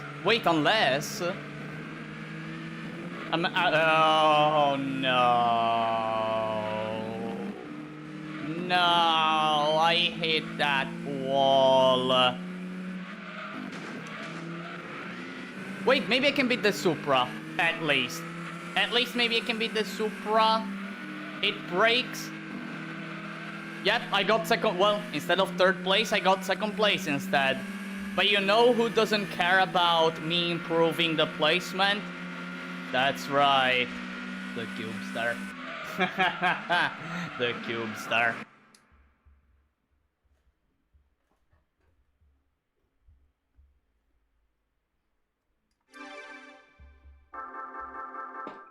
Racing modifications are my favorite parts of Gran Turismo. You could build real race cars in the first 2 games.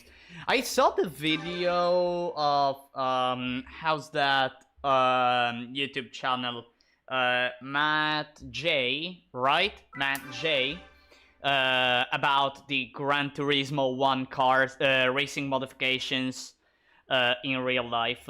It was super interesting. It was really, really super interesting. I haven't seen the one of Gran Turismo 2 because it's super big. It is super big. I mean, there are so many cars. The video is lengthy, and sometimes I don't have that amount of time. I don't have that amount of time, but I'm willingly to look at that once I have enough time. Wait, Pacific League had both American and Japanese cars? Yep. It has Americans and Japanese. Alright, fully customized suspensions. Let's give the car more acceleration. I hope the next Gran Turismo is a return to form. There's not enough cars or events in 7. I know that like through the updates, like there are adding more cars, but I don't actually know how many cars in the game are present as of now with the 1.49 update. But I guess that everyone doesn't care now because like there's that suspension glitch that I don't know if they fixed it already, but it's so funny. I saw like a video of that Volkswagen flying toward the moon because of that suspension glitch. But yeah, no.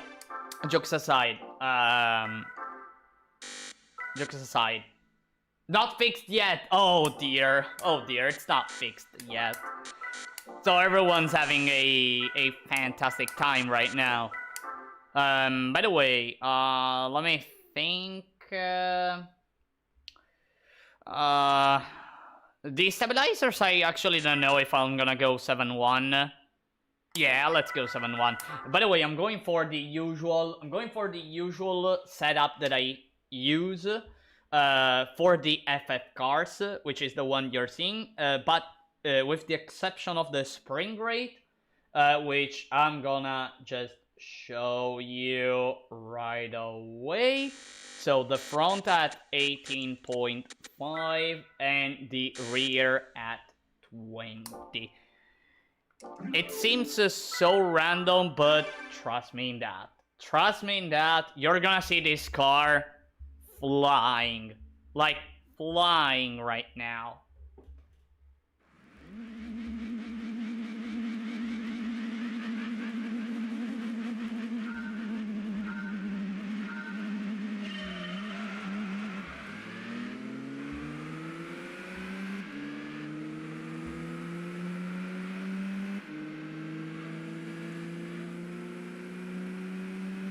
There is a Black Viper right now.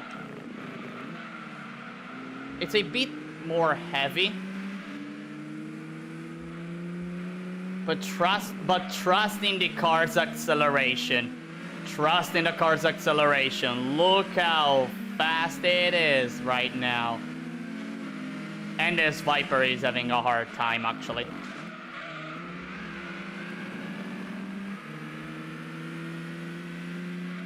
I have even more acceleration than this WRX.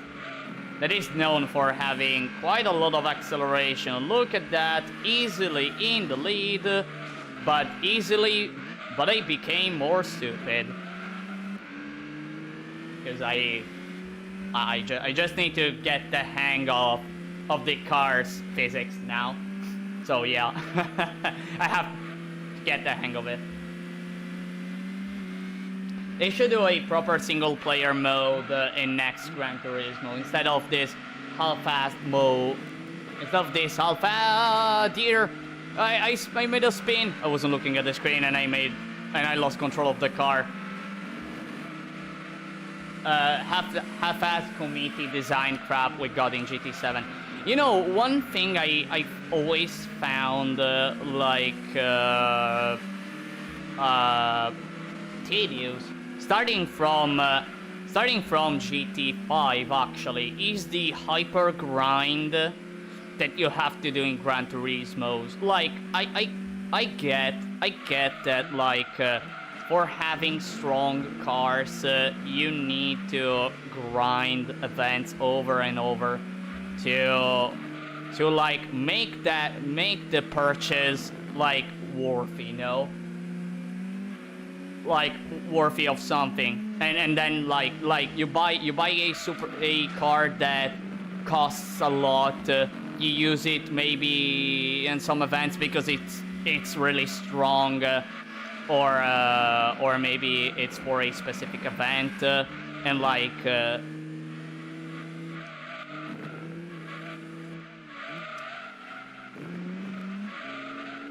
And like be happy with it because now you managed to do an event you weren't able to do before, or maybe you're even able to like completely destroy the game. I don't know, but like starting from Gran Turismo 5, like the grind became too much for cars that honestly weren't that much worthy. Or they were eligible for like events that were too specific, if I'm gonna be honest. Like I get that rare cars such as the Ferrari P350, like what is a super rare car, was a race car of the past, and should cost 20 million credits. At the same time, I don't want to see that car being used only in one single freaking event or two events. I don't even remember anymore. Or even for a specific trophy, well, for GT5. I speak about GT5 because it's the one I know about since I played that game.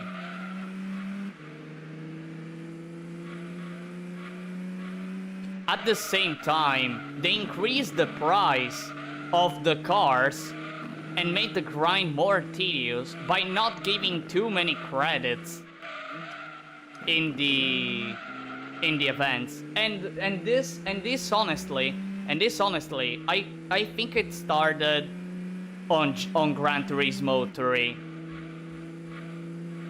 The reducing the credits you earn on events. It's something that started in Gran Turismo 3. The overprice on GT5, honestly. But the credit one in GT3. And then, well, in GT5, the combination of that made GT5, basically. At least, from experience. In any case, one final chicane, and there it is, the event. The international event completed, and with ease, by the way. And with super ease. And since I got the win, the Cubester retreats.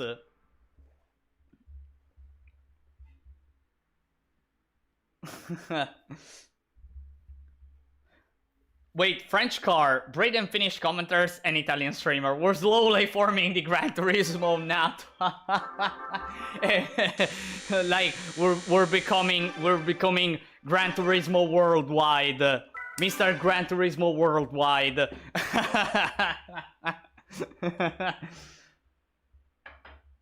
Right, alright.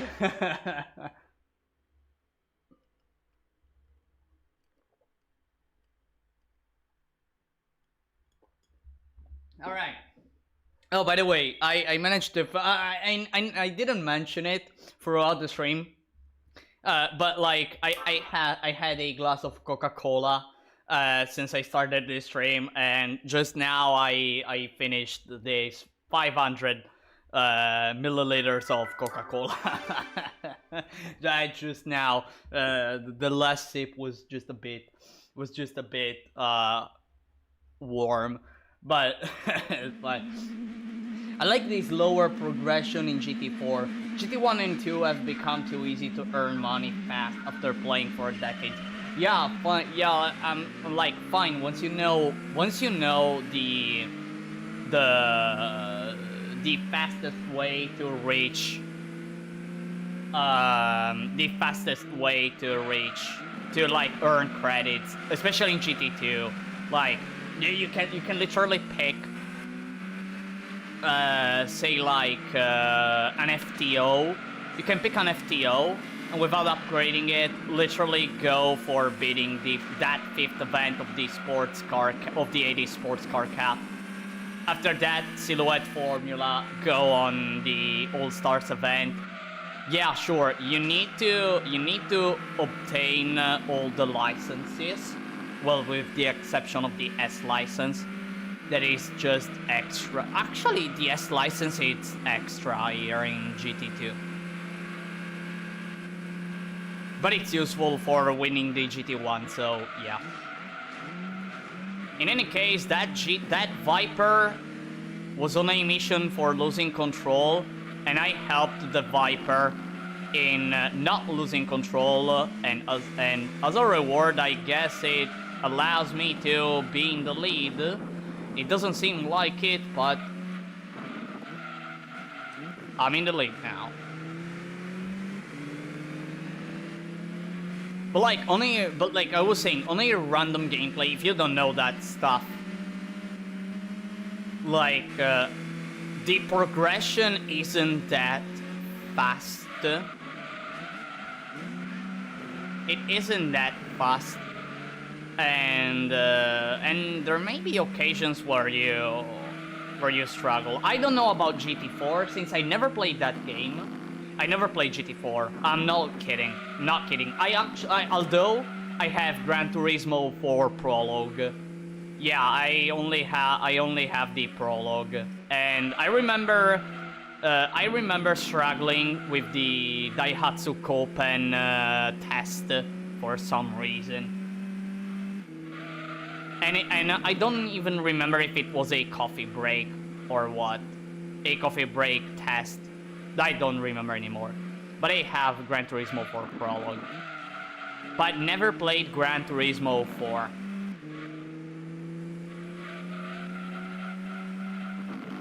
So like, I don't know the progression there. I just know regarding Gran Turismo 4 that there is the that race at that rally, that sort of rally event,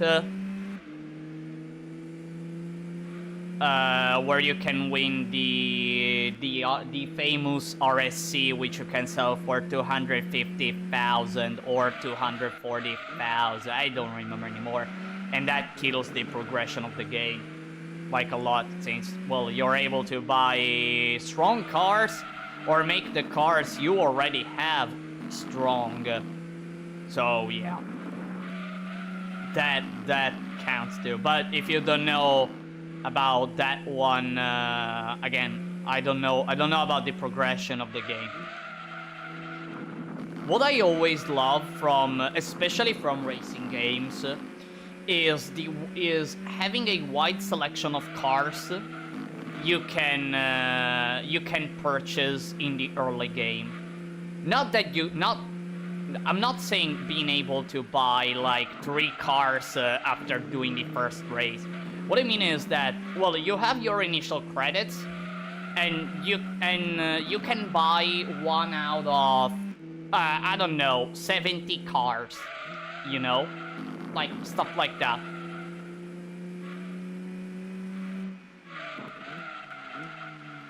So like you have a so wide selection of cars, which makes every single gameplay not the same. Or at least if I play, I almost for sure have a different gameplay from you all, which leads to different paths and different progressions. I prefer the slower progression of Forza, to be honest. Starting in shitboxes is always a ride. Exactly. Always starting with like that car. But as I said, I love having a lot of shit boxes to select.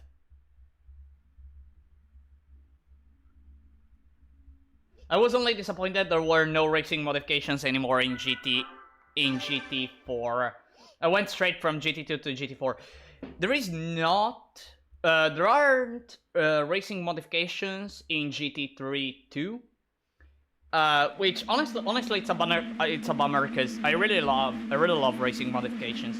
And I already said the reasons as to why I love it.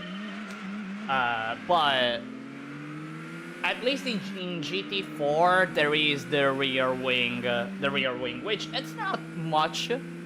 It's not much, but it's basically the rear wing is basically the racing the little child of the racing modification. When you think about it, you just obtain the ability to change the downforce.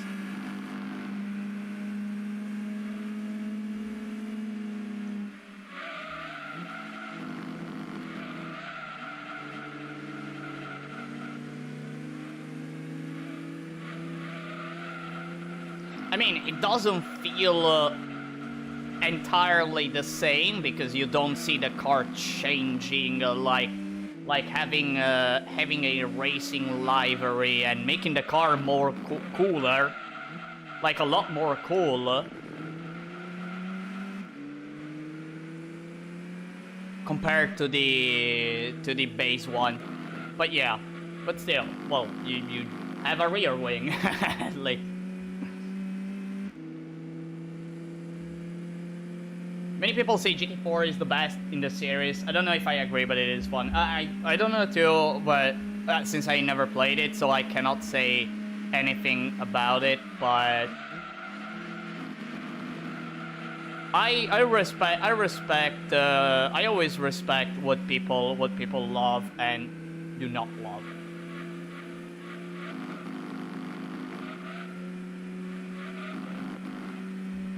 Unless you tell me like your favorite game is E.T. the Extraterrestrial from the Atari 2600. In that case, the first thing I'm gonna say is like, can you tell me the reason why?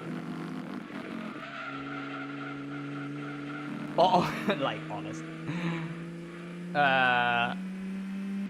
Game designers have a saying: people will optimize the fun out of games. When there's grind involved, yeah, that's true. Like, when there's a lot of grind involved, I too don't, like in Gran Turismo 5, I too don't want, I too don't want to, like, spend maybe 5 hours grinding and grinding and grinding. I wanna spend 2 hours. And in order to spend those 2 hours, like, I have to do things slightly different, but they are more efficient. So why spending 5 hours when I can do it in 2 hours? Like, in that case, I do understand. When there is no grind involved, it's all about, I guess it's all about skills and everything.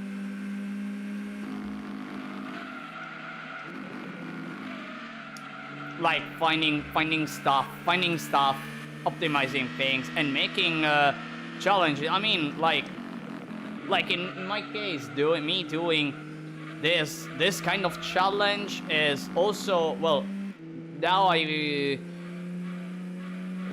can do this. I can race here in GT2 quite well. I luckily have some skills here. I mess up sometimes.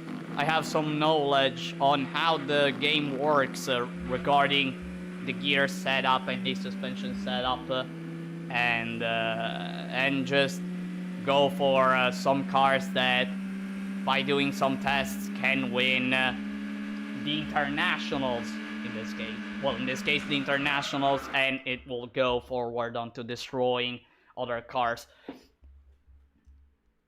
You know. I've been figuring out how to keep the excitement of early stage of GT games when choosing a starter car with limited credits. I mean, how it would continue in the later stages. Yeah, I mean, like a kinda RWD Porsche style rough in GT4 with the spoiler in GT4. But usually it is pretty lame compared to racing mods. Yeah, like, as I said, like, the rear wing, it gives, like, almost the same effect.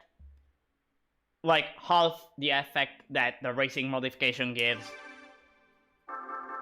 But I mean, seeing a racing livery has a complete different flavor. GT4 has a lot of the same that GT2 had. Many cars and events, and much freedom to go through the game. I see. Again, I have to play that game. Cause I really need to look into it. I love ET because it's so easy to get more copies. If you go on, I don't know if there are still those copies in that place where they buried all those copies of ET during the video game industry crash. Like I remember the story of this thing. By the way, I'm going for Rom and not for Grand Valley because Grand Valley is the hardest one. Trust me in that. And yeah, like, yeah, like, maybe there are some copies of that game still in that place. Speaking of rough, we have a rough as opponent. Racing in these older GT Gran Turismos is much more fun. Since they didn't have to care about collisions between cars, it could make the opponents more aggressive. Yeah, and that is the reason, of the Gran Cup, aka the Wagon Cup at Rome Short. Like at Rome Short, the opponents are so freaking aggressive on that turn that it's as if, again, it's as if Karens are driving in those wagons. And like the memes flow. Oh, by the way, clearly not a Jaguar, because it's an Aston Martin is in the lead, and I made a mistake. I miscalculated. Well, I shouldn't be aggressive like I did. I should play patiently, like I tend to do most of the time.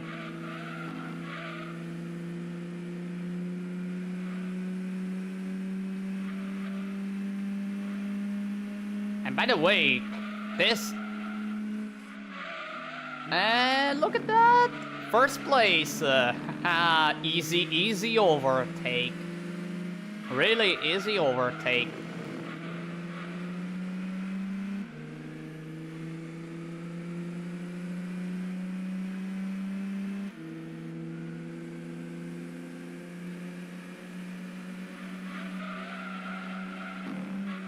Yo, did I see the Peugeot jumping?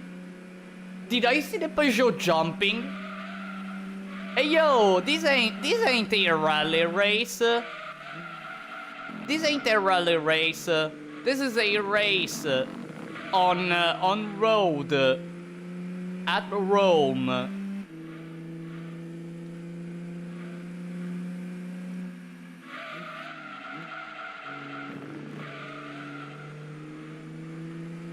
Plus, you don't need to worry about the PP restrictions in. You know, I honestly think that the PP restrictions, sometimes they don't make sense. Whenever I think about it, they kinda don't make sense.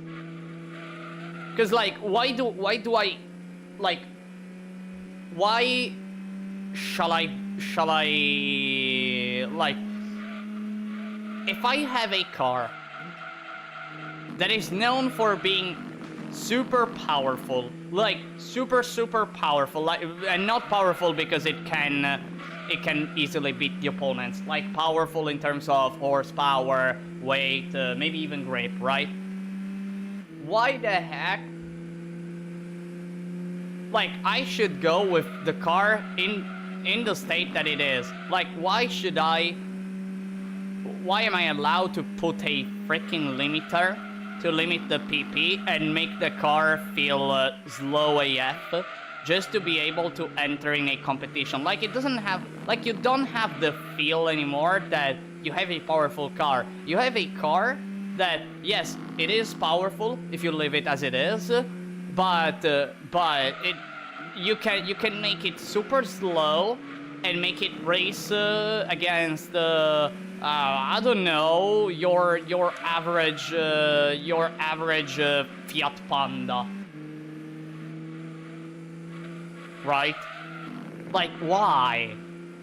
Like, at that point, make the event free from horsepower.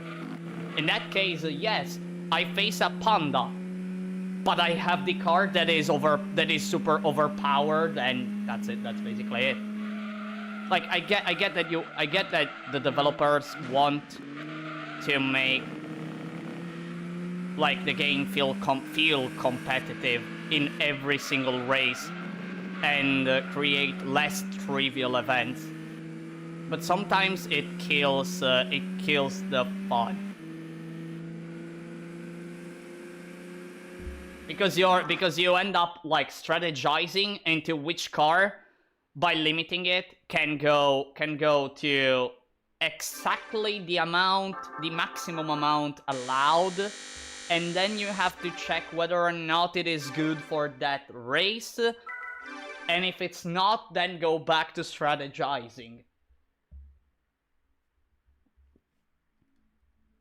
There was a journalist that found the Nevada landfill full of the ET cartridges, if I remember correctly. Yeah, that I was talking about that. Yeah, I was talking about that. I did some experimenting with racing AI in my old racing game prototype. I had the opponents braking when the truck was blocked, but they become too slow to be fun opponents, so I made them swerve without braking. If there were obstacles, and only braking corners. Races became much more fun again. Yeah, cause there is that you know, when you play a random with an AI that works that way, like you go for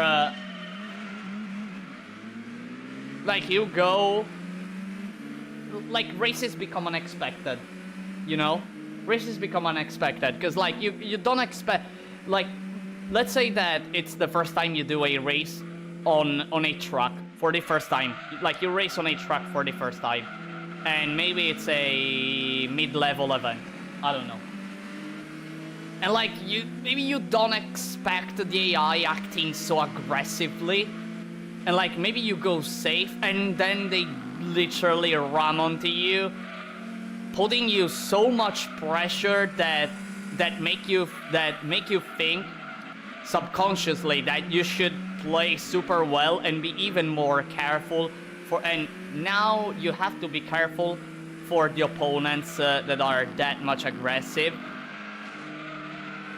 and that really makes you, like, it makes you play a lot more well, and when you win, well, you go like, ha, finally, man, I got the win against these freaking opponents. Look at how aggressive they were, man. They gave me a hard time, but I came out victorious. See, like, one can think that way. And that, like, you get surprised, things become hard all of a sudden. Despite that, you may or may not win, but when you win, you get big self-reward. You get a self-reward.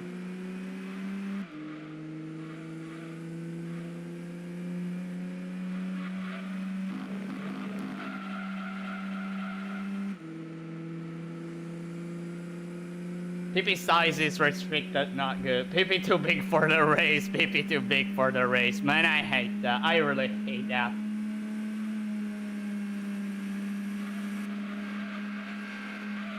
Oh, hey, yo! This are you, this rough.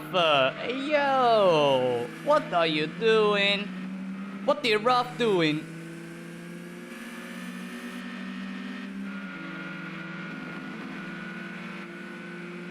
Yo, look at that, look at that, look at that rough.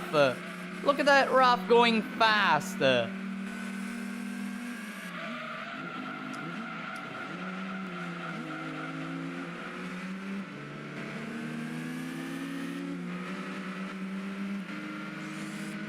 By the way, drifting in front of the opponents that are trying to actually race is always so fun. It's always so hilarious to see. Like, the AI is super serious, I hit the wall, ouch. Like, the AI is super serious sometimes, and then there's me drifting like an idiot, but still able to stay in the lead.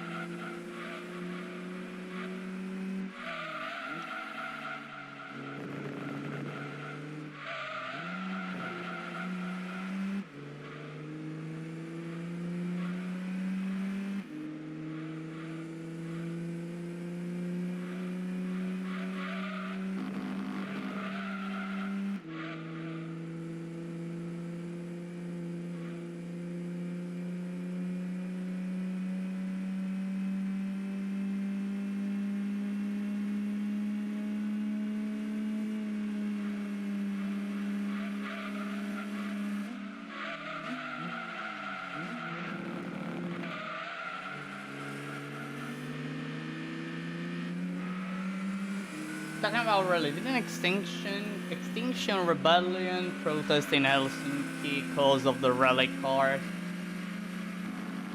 which use green fuels not being green? Last year, some farmer sprayed them with cow poo, so they went away. What? Wait, what? Okay, that I'm not like I'm not into in real life racing stuff and everything, but like, dang, that seems really awful. That seems really awful.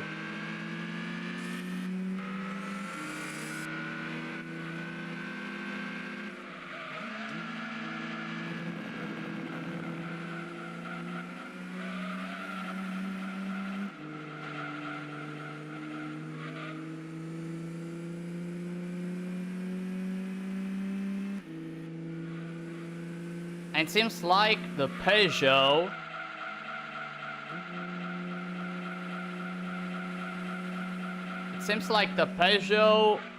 is on the verge of winning this event and complete the internationals entirely.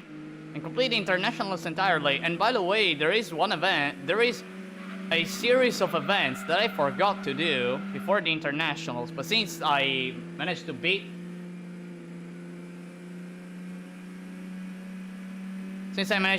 the internationals, I think I'll be able to do quite easily what comes next. The internationals are done completely.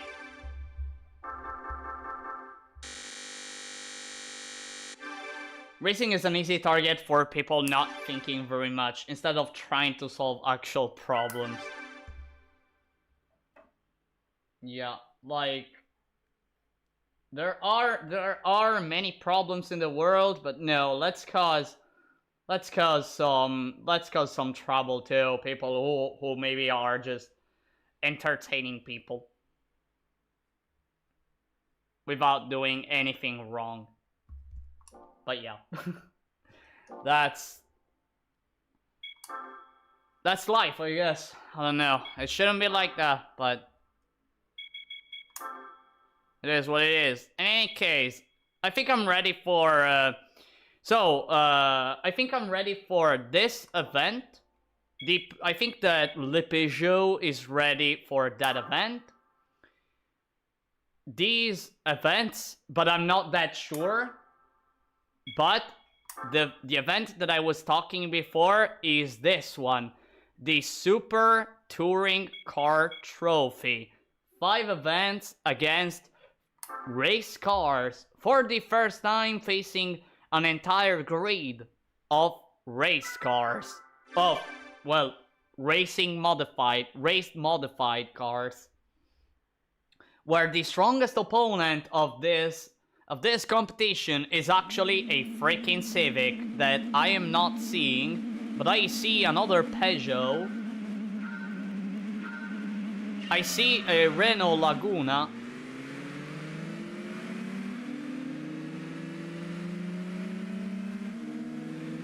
I see the Peugeot 406 sedan race car, which I love that Peugeot 406 sedan.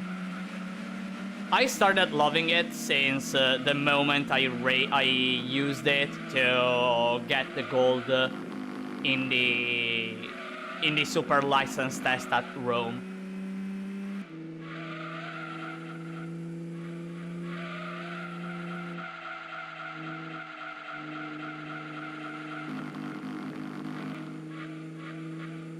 And it seems like there is no competition. Well, I should have done this event way earlier, but I totally forgot about it. So yeah, we're gonna do that right now. We're gonna do all the events. By the way, I'm really curious to see the chicane, how the car handles the chicane in terms of jumping and stuff. Hey, yo, it really jumps. Dang, it really jumps. A lot, by the way. A lot.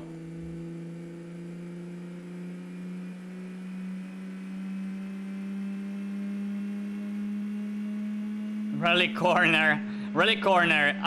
There is a chicane. Nah, that's not a chicane. I just go straight.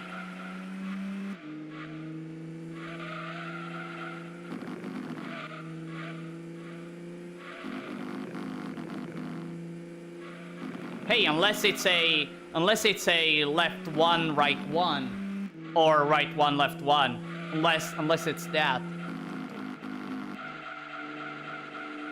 Jump, maybe.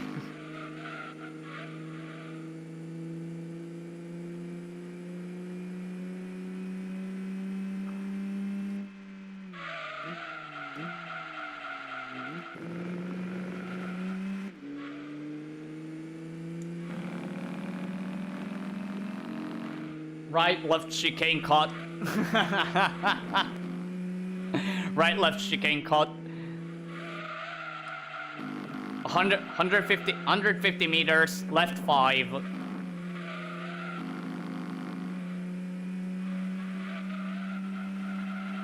200 meters, right 3, stay on the inside. Like all that stuff.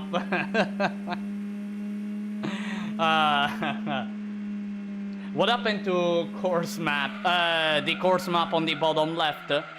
I removed it because I don't want to see where my opponents are. Wait, everyone, I'm getting a call. My father's calling. Just be patient for a few minutes. I'll be back soon.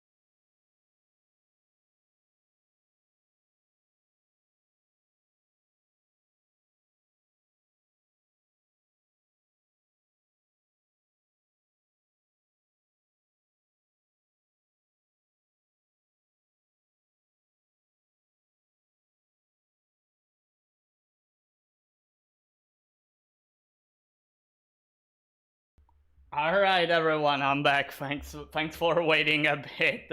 Thanks for waiting a bit.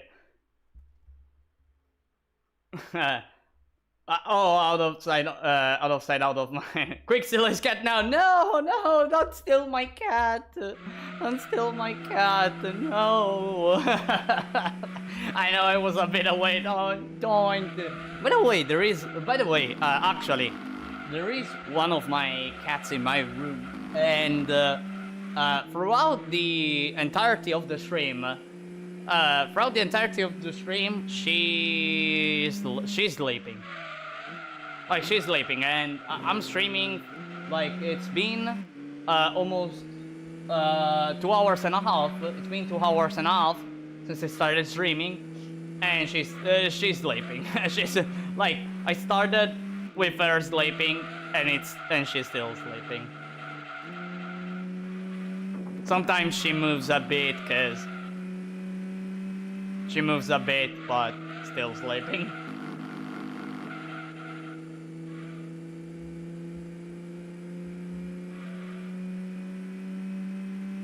In any case, completed the event. Let me check how many seconds of advantage. I'm just curious to understand how great the car is as of now. 10 seconds of advantage. Wow. Cat recharging, indeed. She is recharging, and yeah.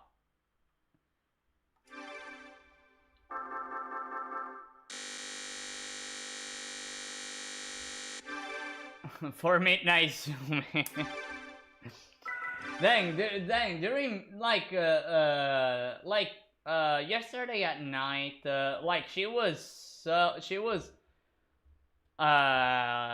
had so much energy that she was running. She was running throughout the entire house. Sometimes whenever she was hearing me, like laying on the bed, come at me and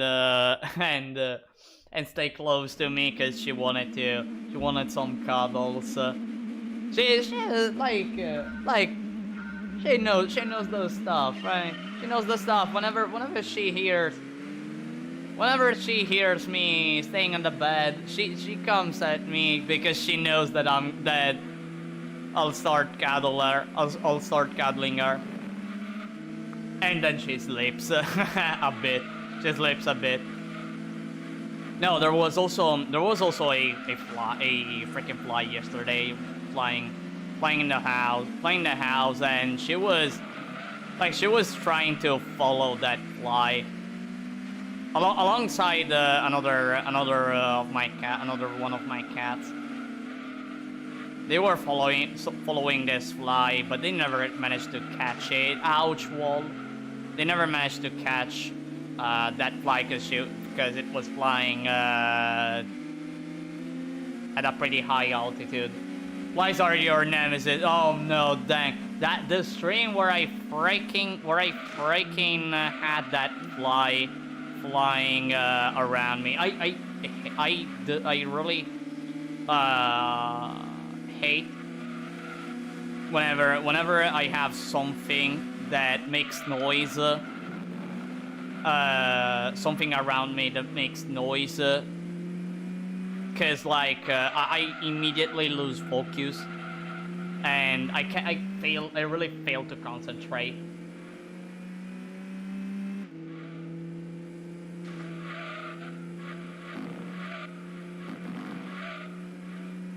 Our cat we had in the 90s watched F1 on TV with me. Aw, that's so cute. That's really so cute. Like my cats actually, whenever I play video games, well, not always, but sometimes they tend to like lay on my legs, and sometimes they also watch my gameplay. They watch a bit, and then they feel tired because, well, they they feel really cozy. They feel really cozy and just sleep and just start sleeping. After a bit, I feel my legs like being so weak because, well, cats weigh. The cats weigh. Even if they're even if they are a bit lightweight, like they're pretty light, except one cat. Like I can feel that extra weight on my legs, and after a bit, I feel my legs being super weak. By the way, I noticed just now that there is the Civic here, and it wants to catch me. I can see it. I can see it wants to catch me.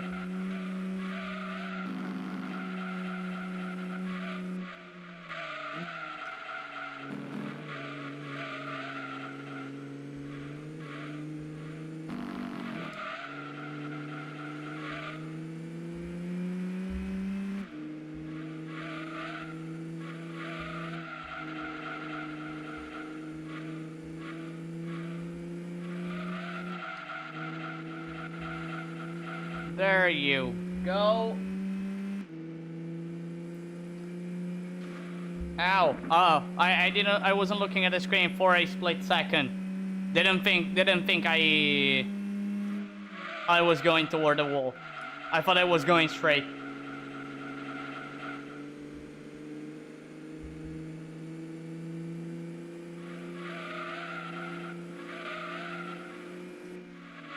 I like to follow the car zooming across the screen. Aww.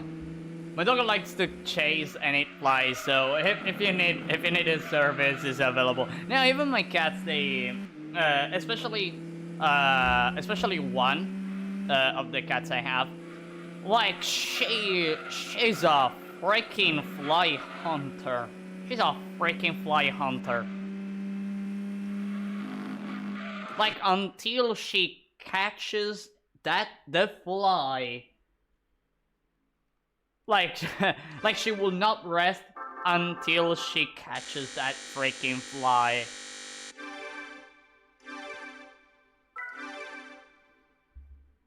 Our cat sat on the table in front of me when I watched TV or played and fell asleep looking at me. Aww.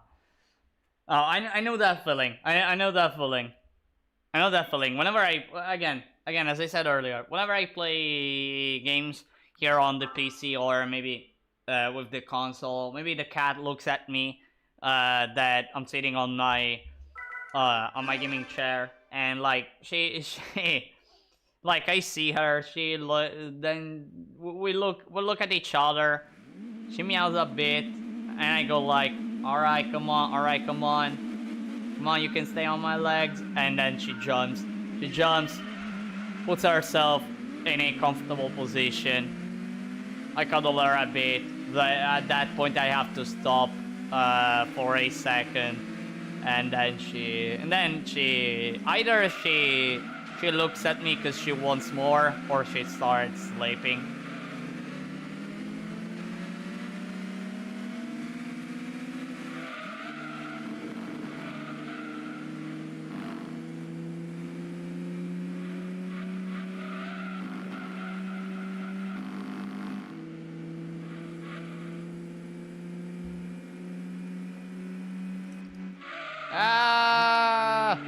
Why do I look away from the screen?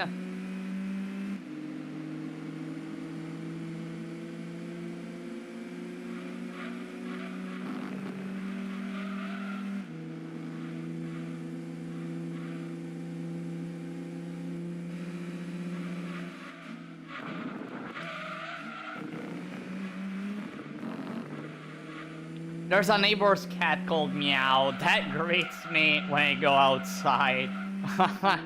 You know, I have a sort of similar story.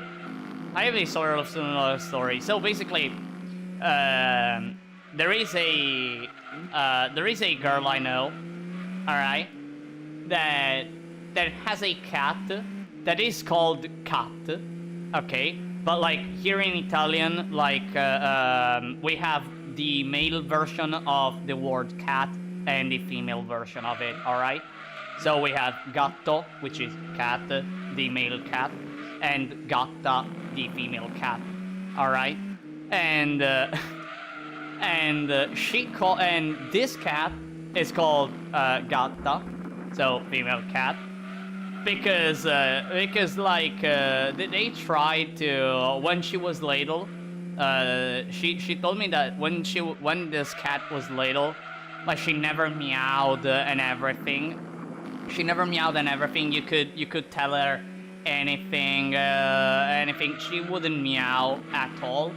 But then one day, she said to her, she told to her gatta, and she meowed, and after a bit of an insult because well, you know, after you try everything and the solution was the simplest one, she started calling her that way.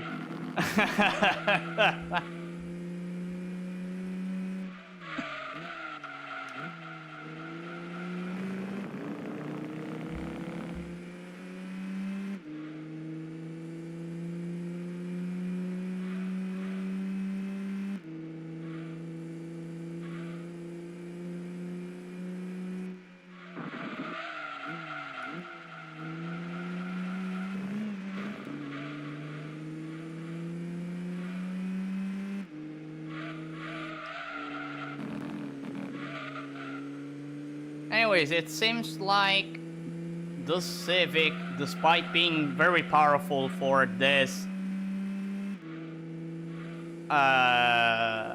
from the rest of the opponents, is not able to catch Le Peugeot.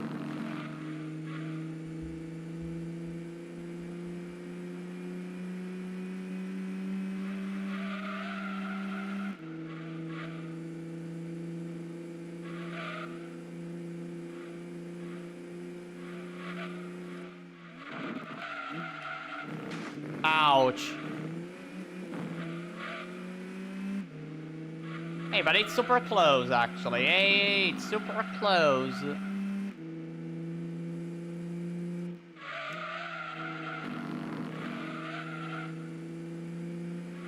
Nah, I was kidding. Was kidding. There you go. Another win.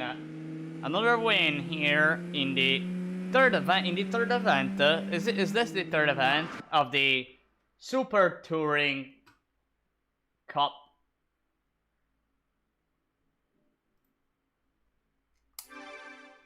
Let's move on to the fourth event.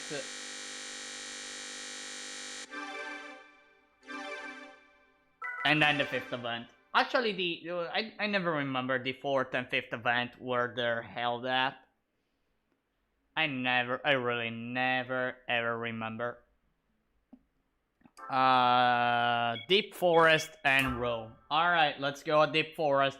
Should be super easy, Deep Forest, but let's not lower the guard and play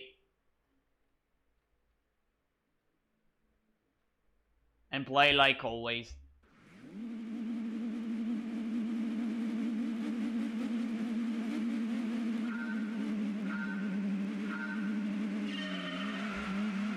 There is no Civic. Okay, I see.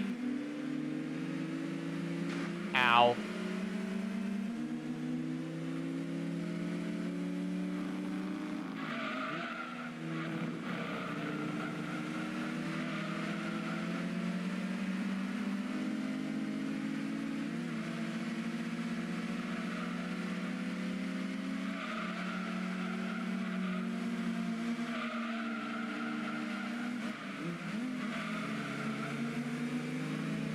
Ow, this Renault Laguna, look at that. Easy overtake. I have more grip. Goodbye, my boy. Goodbye, my boy.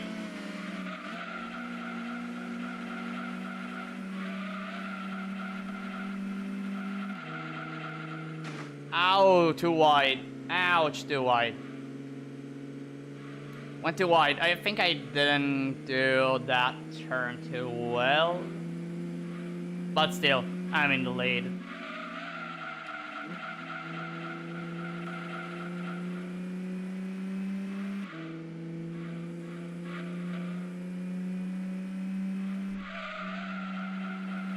Wow, now I can do this turn at 200 kilometers per hour. Dang, that's great. There was another neighbor's cat that I greeted and walked with me on a small path when I went to look at northern lights on winter. Then I walked back and the cat walked in front of me.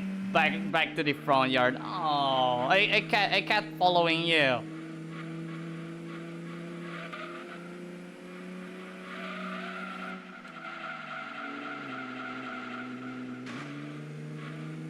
That must have been really nice.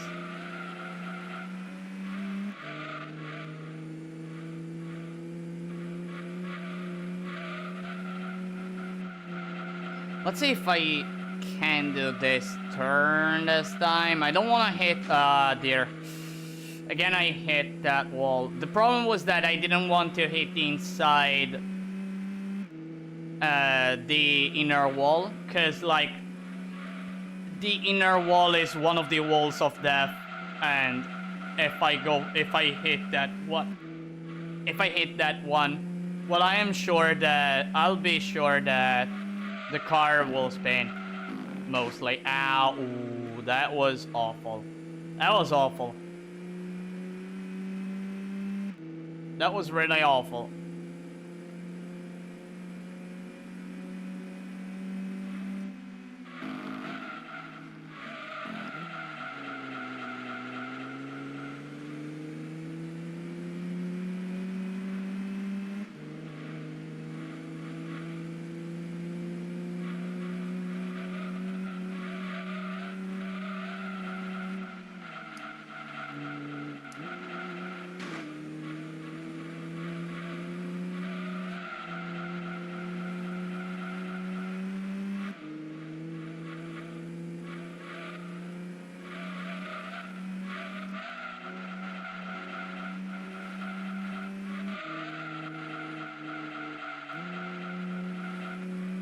I had to go a bit slower. Had to go a bit slower to not hit the wall.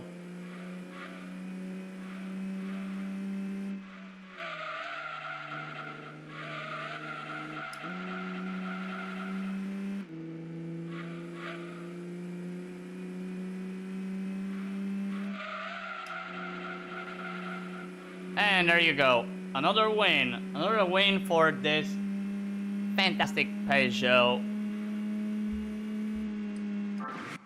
Let's move on to the fifth and final event of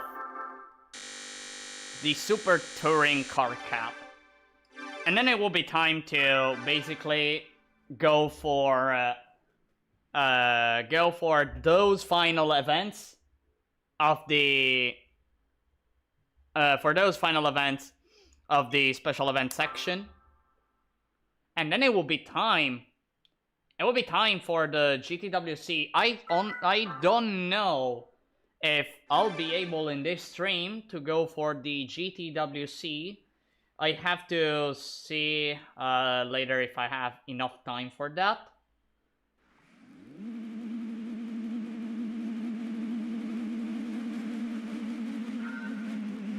But we're gonna see. We're gonna see if I have enough time for the GTWC.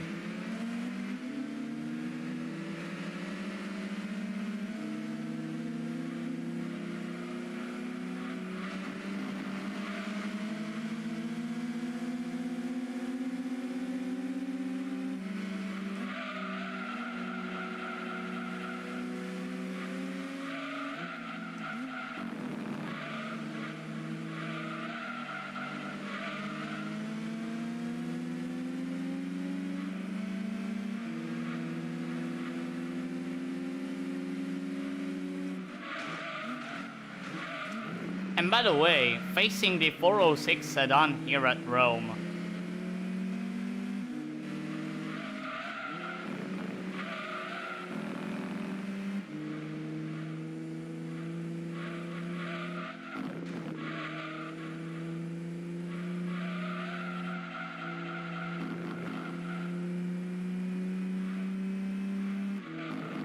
Oh, there was also another neighbor's cat that apparently wanted to move in our place. It always tried to get in our apartment or our cat. It even brought a mouse on our doorstep. Oh, it seems that he wanted to, he really wanted to give you a mouse. You were really important for them, I guess. When we didn't warm up to the idea, then he took a poop. Getting a bit of revenge. So that's like it. Well, you know, I'm gonna take a poop here. I'm gonna poo here.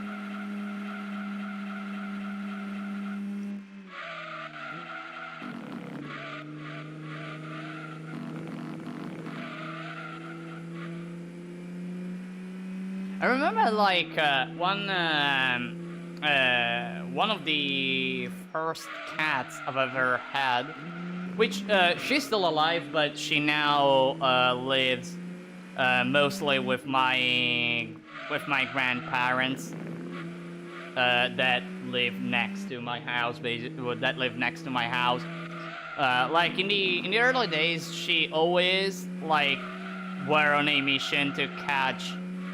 To hunt some prey and bring it to my mother actually, and bring it to my mother.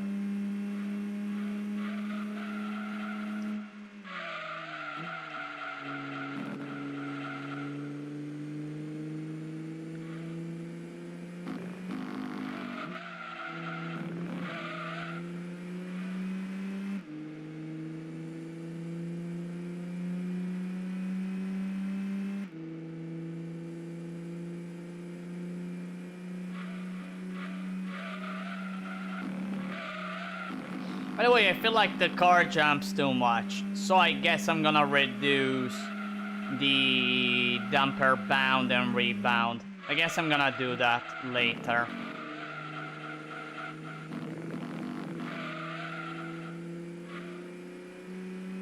I love the grip the car has for now, but I don't know, I feel like with higher horsepower, with more horsepower, I'm gonna have a troubling time.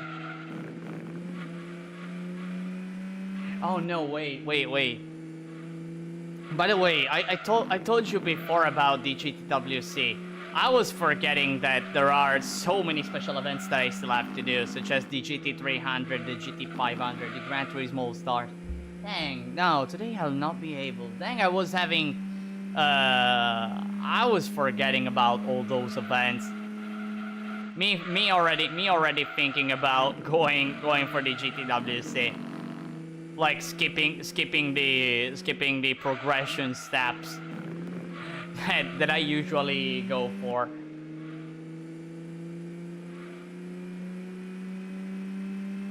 And boom, that's it. Another win for the Peugeot. Another well-deserved win.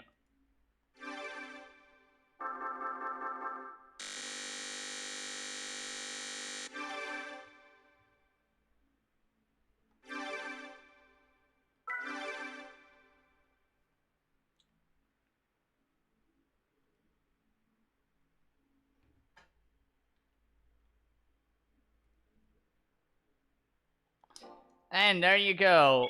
The Super Touring Trophy completed. So, no, wait. Okay, I didn't press triangle. I thought the game registered the triangle press I did. Alright, so I guess it is time to complete the lineup 2 with the event here at Trial Mountain. And we're gonna see if the Peugeot can beat the Tomicaira and the Motorsport Elise. Who knows? Maybe. We're gonna see. There is the Tuscan Speed 6, but that will not be a problem.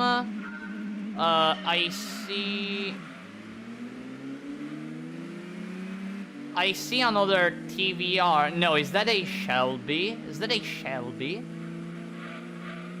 and a Viper, by the way.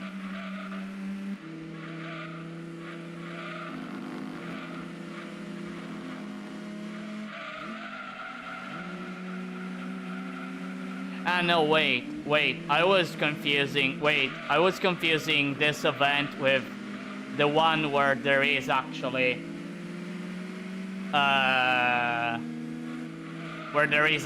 the Yellies. I think those are TVRs in the front. Yep, two Trevors and a Shelby. Two Trevors and a Shelby.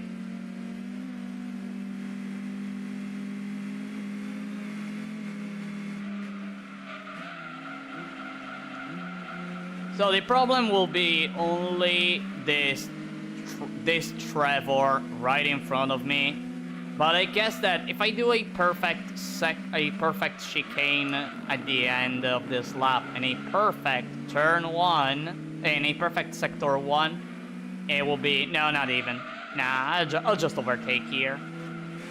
That's it. Easy. I'll block a bit. That's it. Woohoo! Let's go! It's time to go away now. It's time to go away, but FF cars aren't good for turning too much in that turn 1. Why did I go that wide? Doesn't matter, cause I'm going super fast.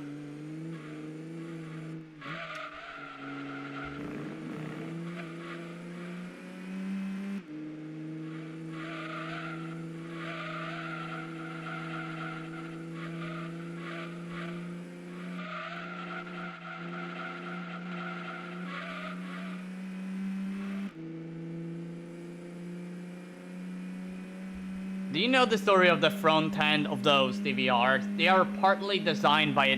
What? Partly designed by a dog? Nah, this is news to me. This is news to me. This is really news to me. No, really, but wait. Wait. Designed by a dog or inspired by a dog? Like...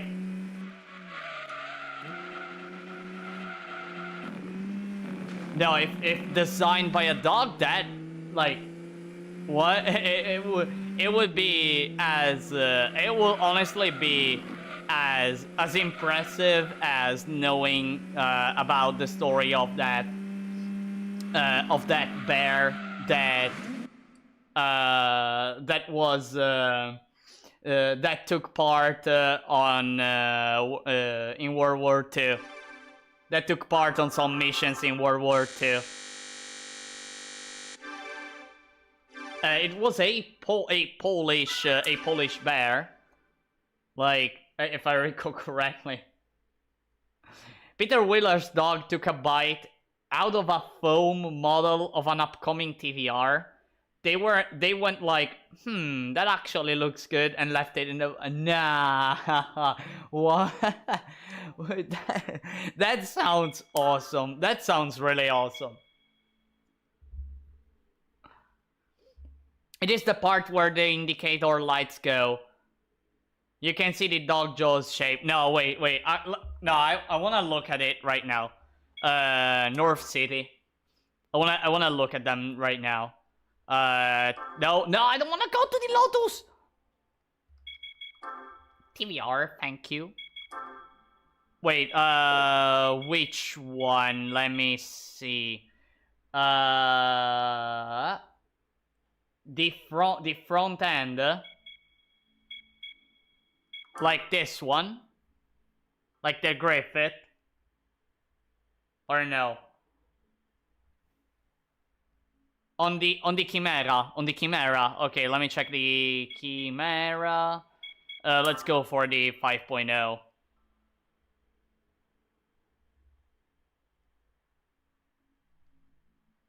Or was it that, I don't know. The Charbara, right? Maybe the Charbara Speed 6, maybe.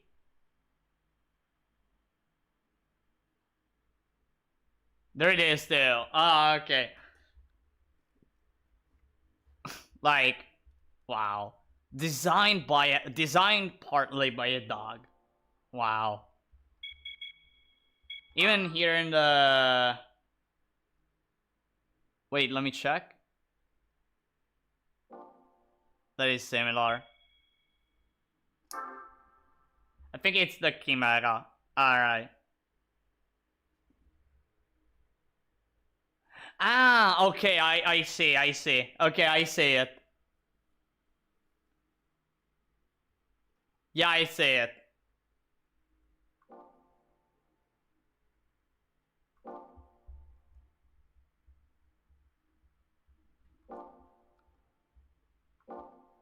Yeah, I see it.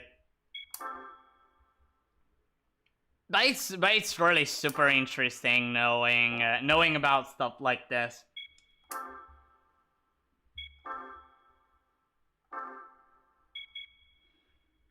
Alright, time for the Pure Sports Car Cup, third event at Trail Mountain, where you actually face the Tomikaira, the one I mentioned before. The Tomikaira and the Motorsport Elise. From Wikipedia, the distinctive intakes below the headlamps on the Chimera were purely accidental and the result of his dog Ned biting the prototype body shell. We need more dogs in car design. Well, when you think about it, like a lot of stuff that gets designed, or even some discoveries, throughout history, comes from random stuff. Like really comes from random stuff.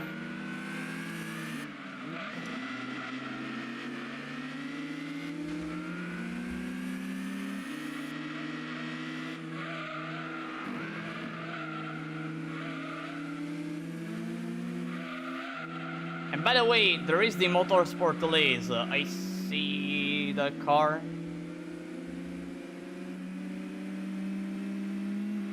And it's going super fast. I wonder if Ned got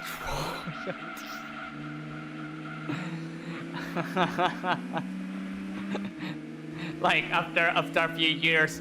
Oh, I want royalties. Else I'm gonna sue you, my.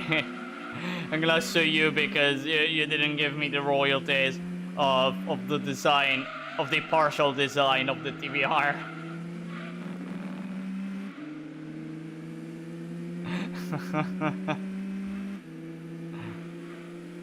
Ah, man.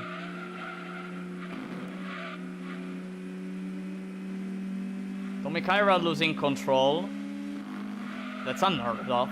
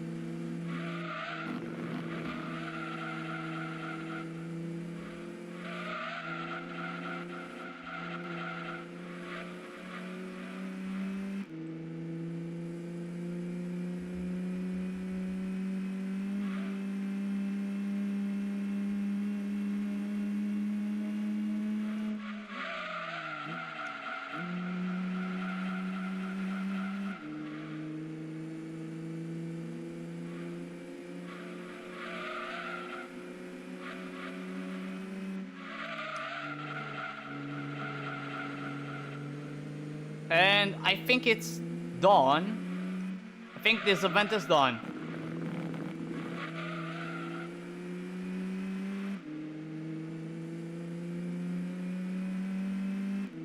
Let's see.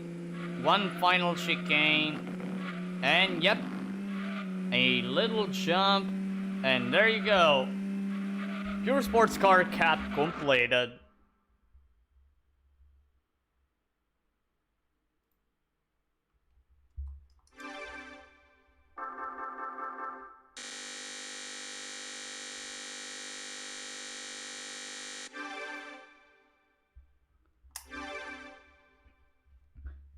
206 showing the Lotus chassis designers do like this.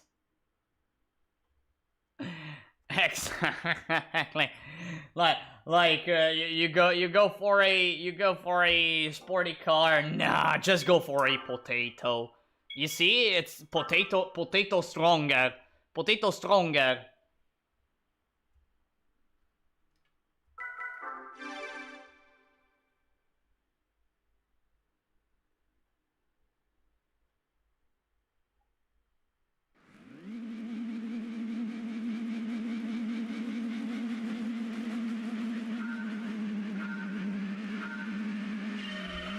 Lotus being probably the best chassis experts in the world. I know that, I know now that Lotus is going for cars that are insanely expensive, as far as I know.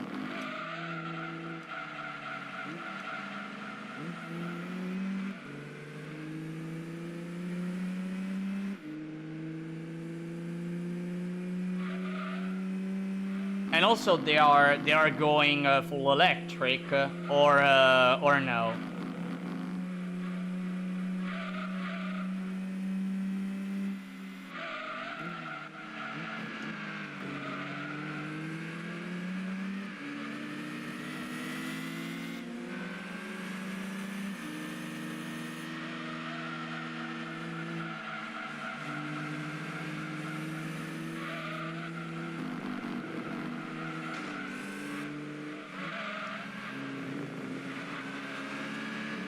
Everyone filled that corner, lol, indeed.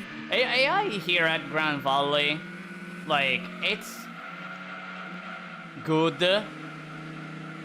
but sometimes they struggle.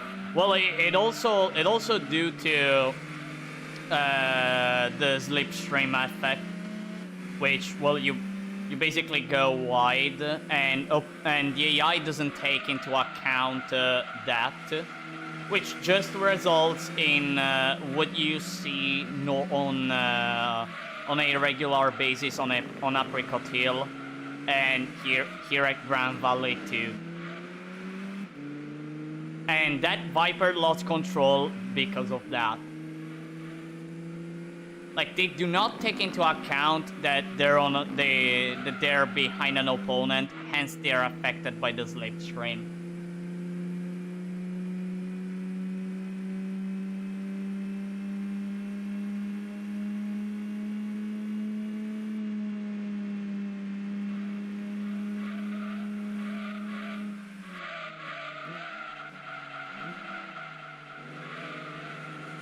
Having a hard time turning in that corner. Like, I always fail to take the inside the way I'd love to. Either I have to brake a bit earlier, or I don't. Whoa! What that Supra? What did that Supra do? What was trying to achieve that Supra? Did you freaking see that it was going sideways, drifting a lot? Like, what? A yo, Supra? Are you okay? Yo, did you see this one? Yo! Did you see that drift that turned into a jump? Whoa, that was such a nice move. Like, it was stylish. Quite low ratio gears in this. Is this the stock gearbox? Sure is. Still is the stock gearbox. It still is.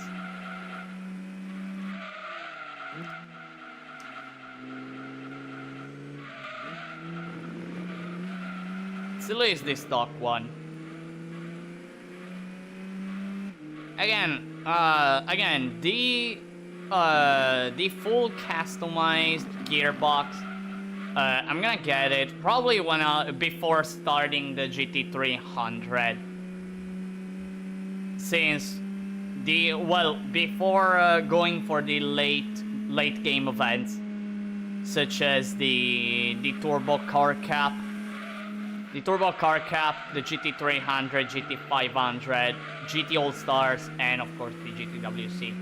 Because in that moment, I really need to customize the gears. But right now, stock is fine. Stock is still fine. I mean, yeah, sure, it goes on top. It manages to, this 206 manages to reach top speed, and this is actually a first for this challenge. A car that before getting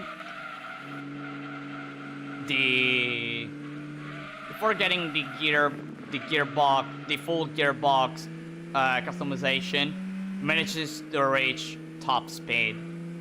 That's a first.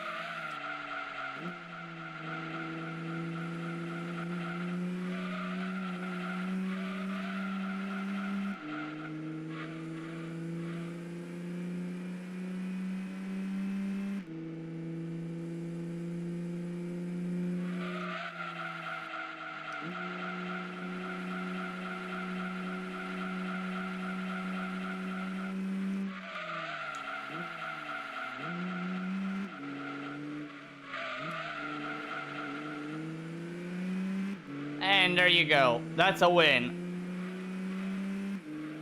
That's a win right here. In this second event here at Grand Valley. Moving on to the third event right away and complete the Grand Touring Core Cup.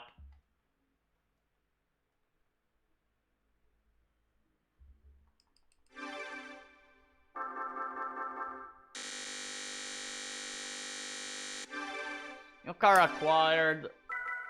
Who cares? The 206 is enough.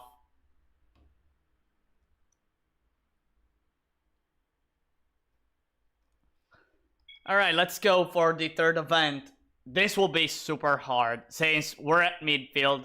It's a 591 horsepower event maximum, and I just have 233 horsepower, so like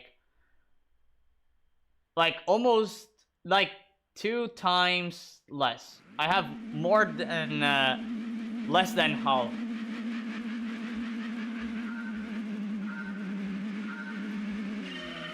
And we have a yellow R34 as opponent.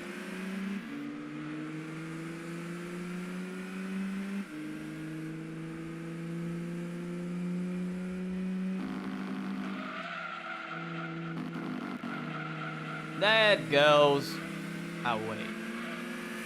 That goes off-road. I mean, I get that it's Godzilla, it's super heavy. But man. By the way, it's always funny seeing the AI bumping on that wall there at midfield. It's always funny.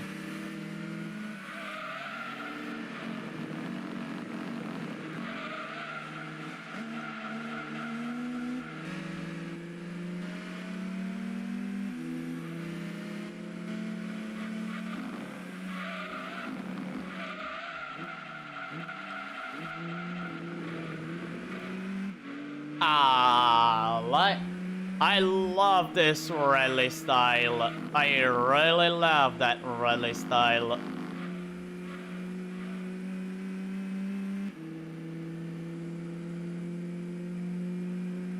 Let's see how fast opponents are. They are freaking fast. Well, I also reached top speed.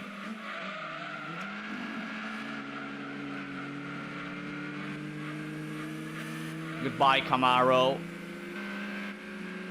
The Supra will go away in a short bit, probably.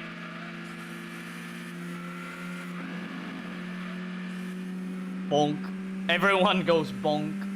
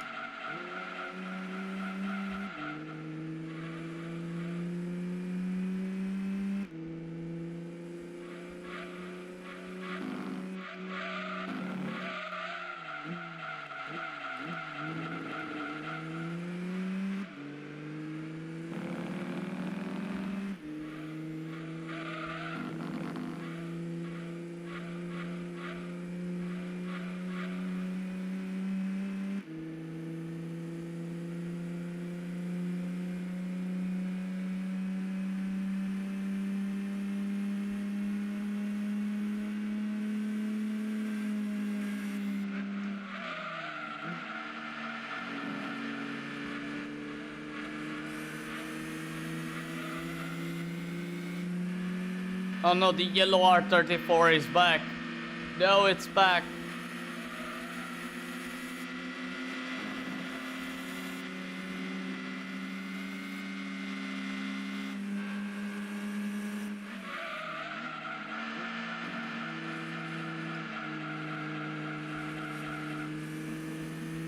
Come on.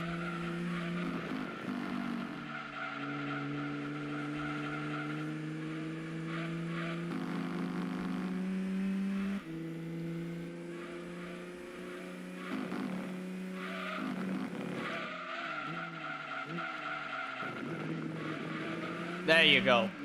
There you go. That's it. Game over. Game over for the opponents. Defeated. I defeated the Grand Touring Car Cup with just 233 horsepower and a bit more upgrades for the acceleration. Boom.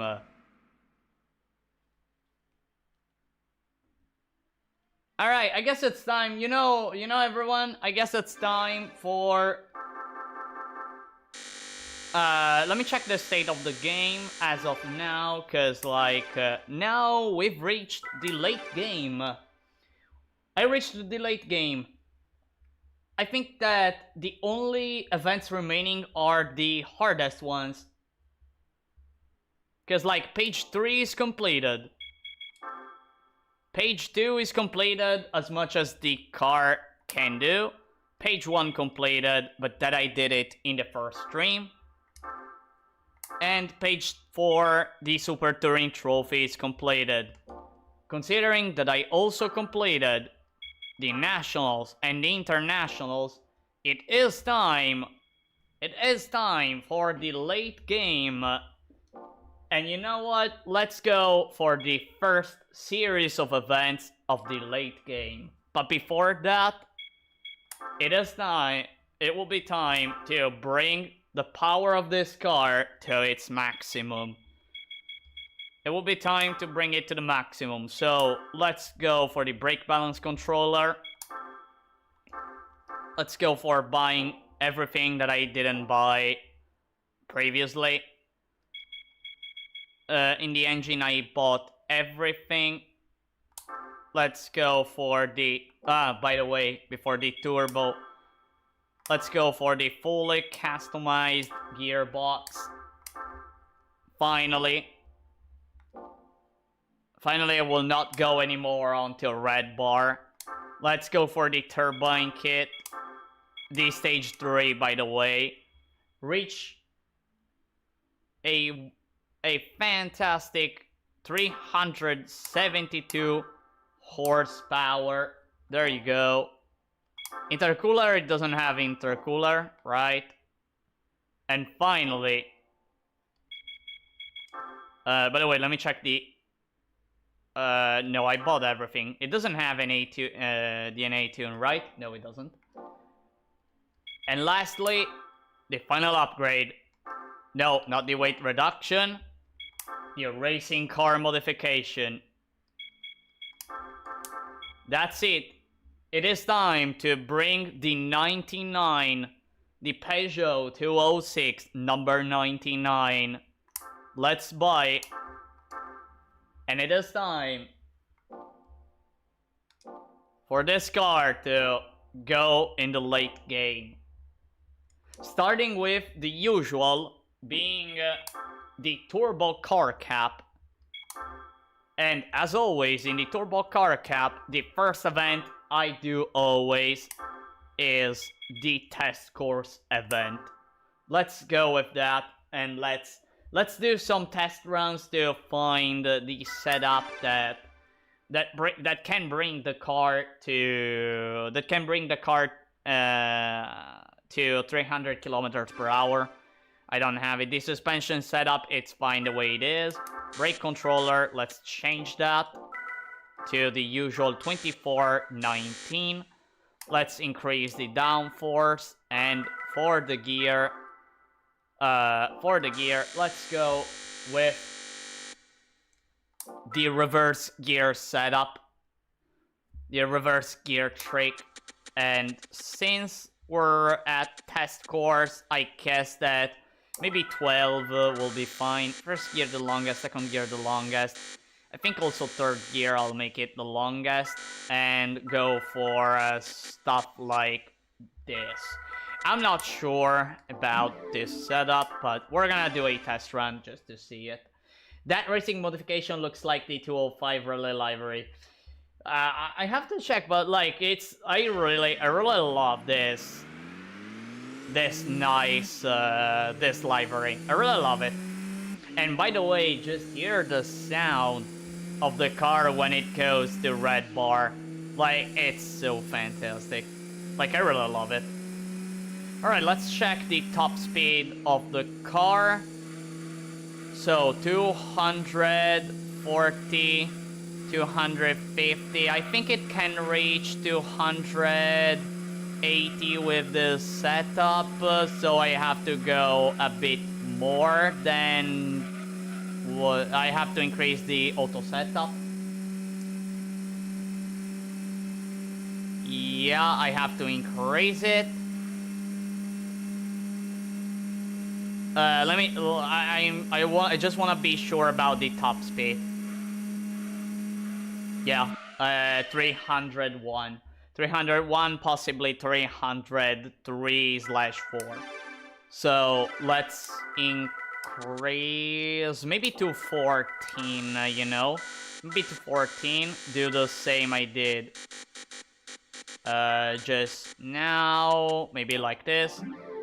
Do a test run, see the top speed it can reach, and move on to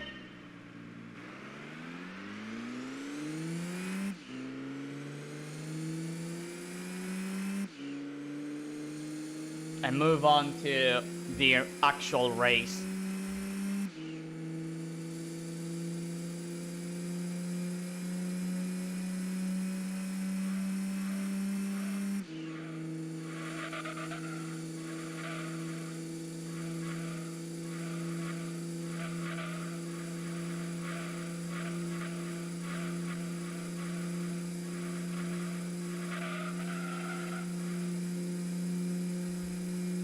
To 70, it can go to 280, to 90. No, it still has 300 kilometers per hour as top speed. I'm not liking that. I think it was better before. Actually, it was better before. Okay, I guess. It was better before. I see.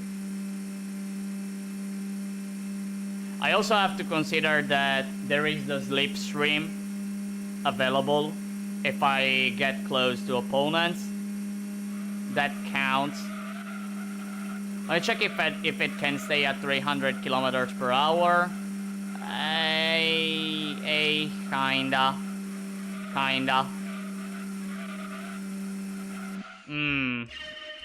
No, I need to find a better setup here. Let me think. So I did that. Okay, maybe 13. This, maybe third gear slightly here. And this. And you know what? I'm not even going to test it. Let's go immediately.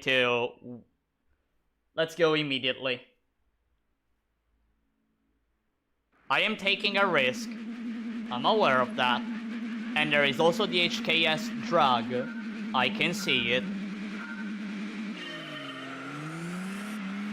Let's see. Let's see if this car can beat, with this gear set up, the test course event.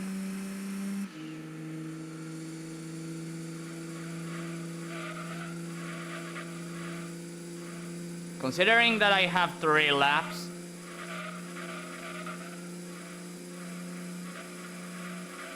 no, it's not enough, I guess. I guess it's not enough. Right? 80. 85. 90. They're going away. Ah, dear. It was actually better before.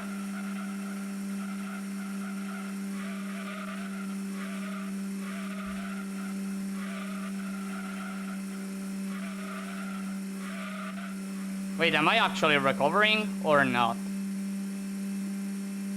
No, maybe I'm recovering. Yep, but just a tiny bit.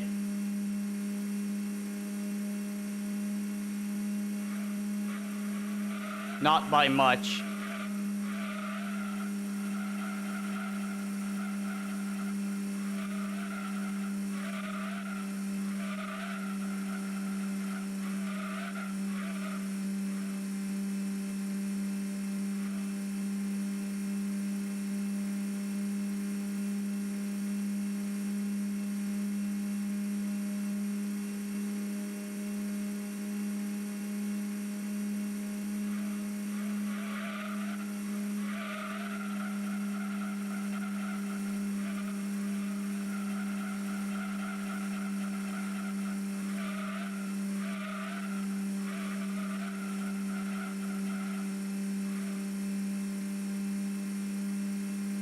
No. No, it's too much. It is too much. Dang. It really is too much for the car.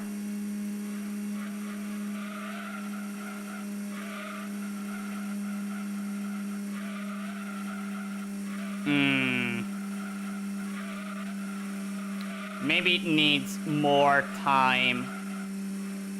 It needs more laps, maybe.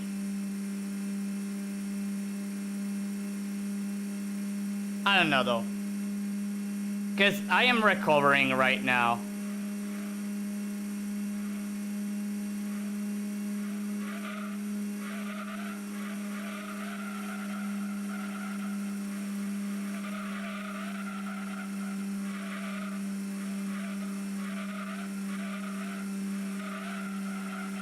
Yep, I was getting closer. I was actually getting closer. It just needs more laps. This car needs more laps, or I just need to find a better setup. I think the second thing is likely. Anyways, I lost the race, and there you go. The cubester appears. The cubester appears.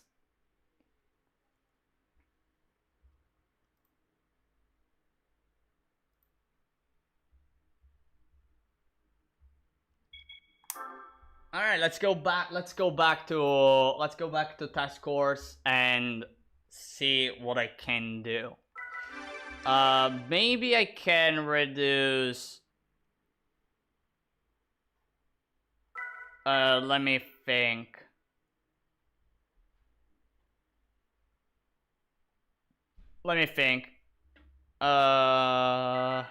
Maybe with the suspensions. Maybe just reducing the spring rate.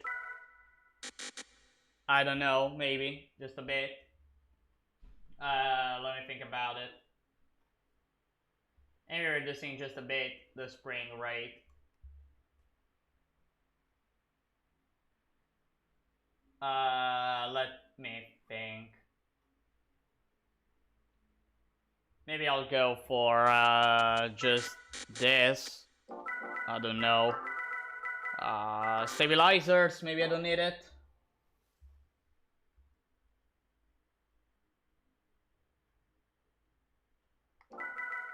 Yeah, and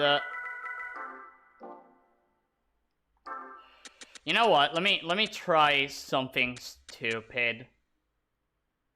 Let me go for 18 and go as if I have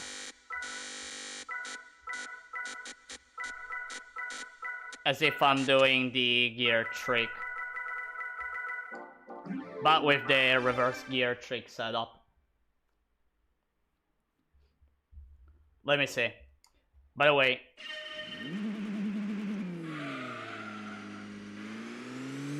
okay, first gear is fine. Second gear feels fine.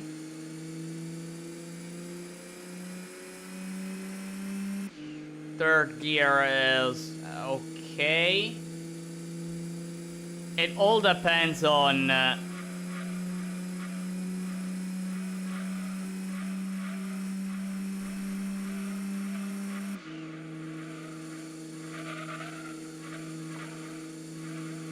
260 kilometers per hour. I think I increased the top speed.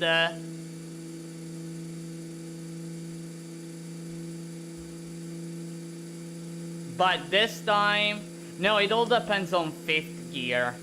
It all depends on fifth gear. I'm too slow. I am too slow with this setup. Okay, then I know what to do then. Go back to 13.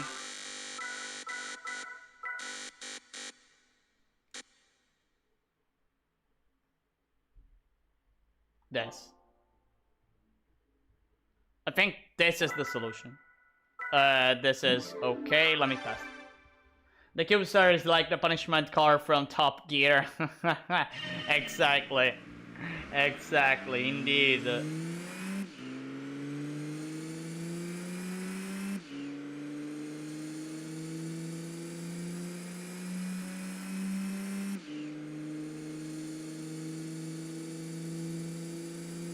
But if I go with fifth gear like that,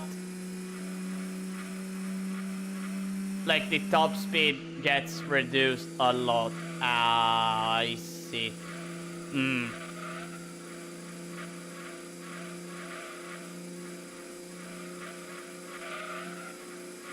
Okay, so I have to increase the auto setup.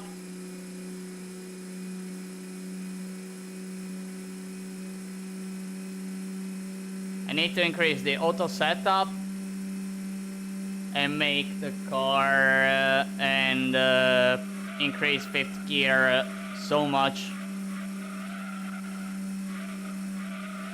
Oh well, at least it's not losing speed. Okay, that I'm going at 280 kilometers per hour. But I'm kind of having an easy time here. It really struggles at going over 300. Really struggles.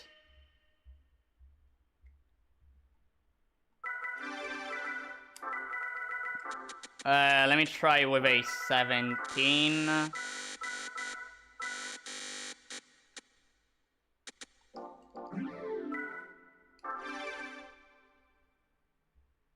I need to see what I can do here. Cause I really wanna see this Peugeot winning.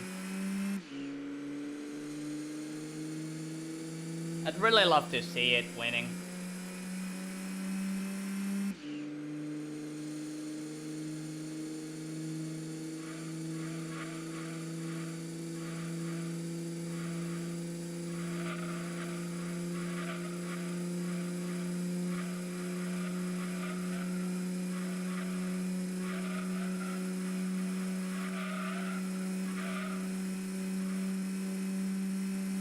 Okay, and then fifth gear starts at 280. And it hardly goes up. And it hardly goes up. Which means that I have to increase fifth gear to shorten fifth gear even more. You know what? Let's go for this. Most of the time, I have a sort of setting for test course, but this time, I do not.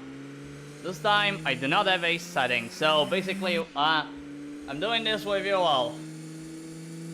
It's as if I'm testing cars.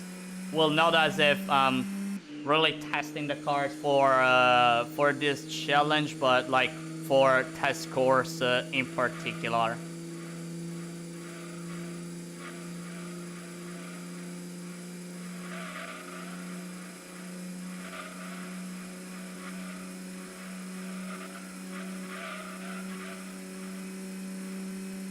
All right, let me see. Let me see the gears.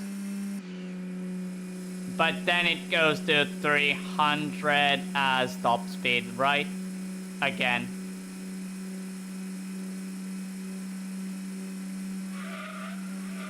Again, 300 circa.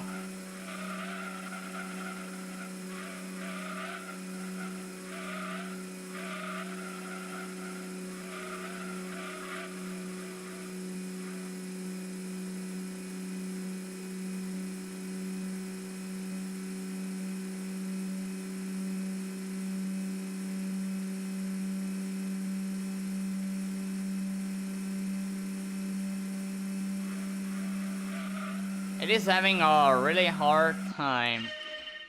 And it seems that like the first setup that I did, that was kind of random. It was working.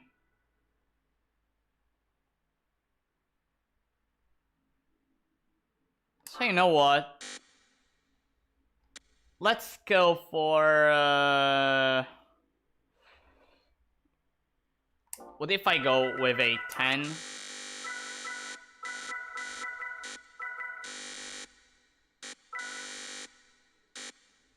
And then go for this. Oh, race mode, and the cruiser is back. Indeed. Indeed. Yeah, I lost the first time here at test course. And I'm trying to figure out a way to win test course.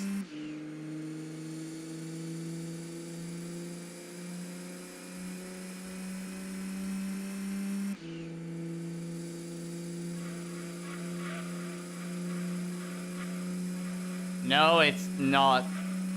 No, it's not fine. Top speed, that is shit. Top speed is shit. 12.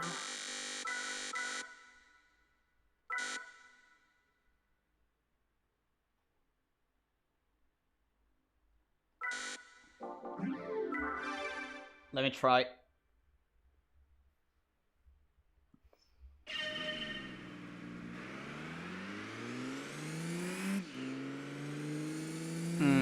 Let me see.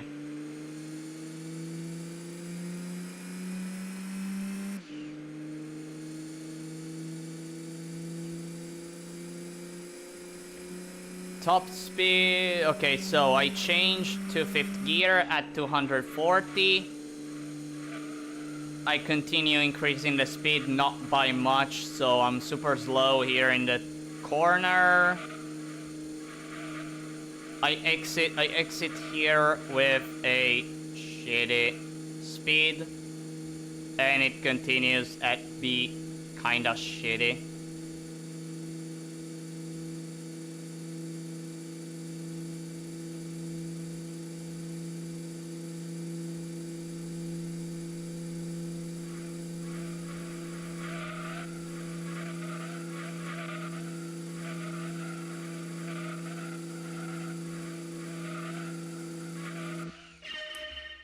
Wow. Wow, I'm having a hard time.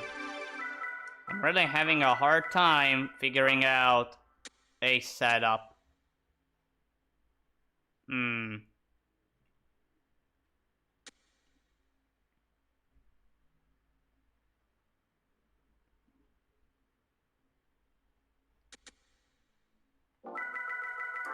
Wait, let me try again with what I did before.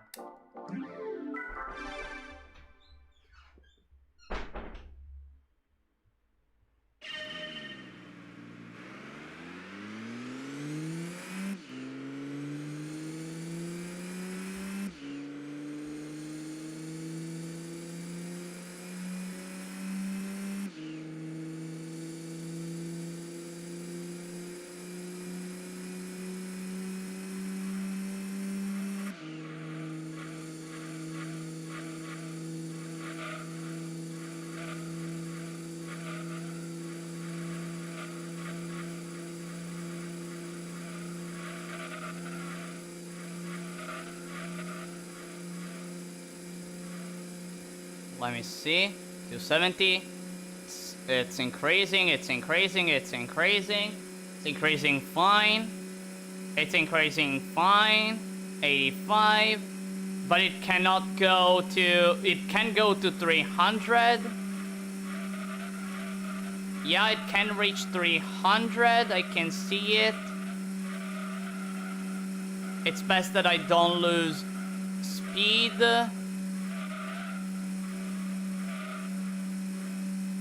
6, 7, 8, 9. How much speed? 95, 96. 300. 300. Wait, let me check this turn. I need to understand how much speed I lose. I lose too much speed. I lose too much speed in this turn. I really do. I really do lose too much speed for this event. It's not enough, I think. I think it's not enough.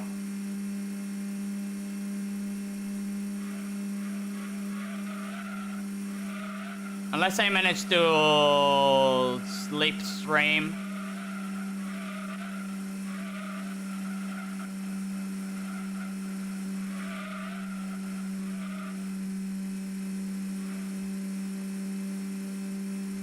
Yeah, unless I manage to slipstream.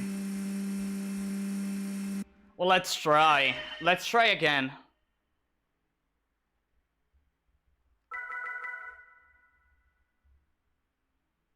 Yeah, let's try. And see what I can do.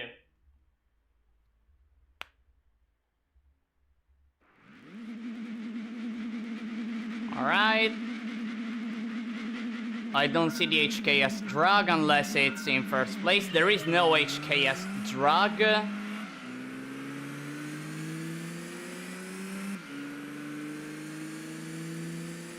There is no HKS drag, I see. I'm trying to get as much slipstream as possible.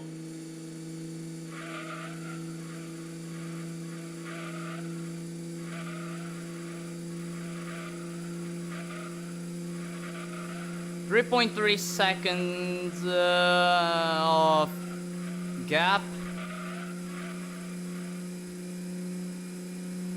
Is this event too much for the little 206?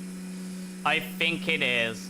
I really think it is too much for the 206. I think it is too much.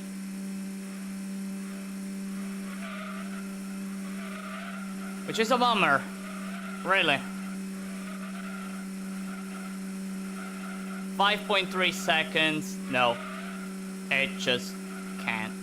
Unless again I find a setup that actually allows me, but it seems super hard to find it. And yeah, I guess I have to...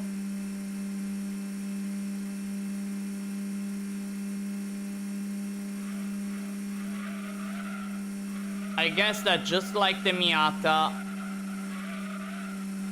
the 206 can't win.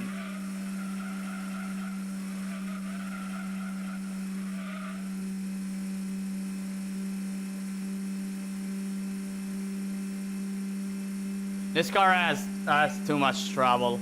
6.1. No, I'm even losing. I'm even losing losing terrain. Unlike the previous attempt, where at least I was recovering by the end of lap 3. I was actually recovering, but it just needed more laps. All right, everyone. With this loss that I got, I ended stream. So no, not the Spoon S2000. I don't care about the Spoon S2000.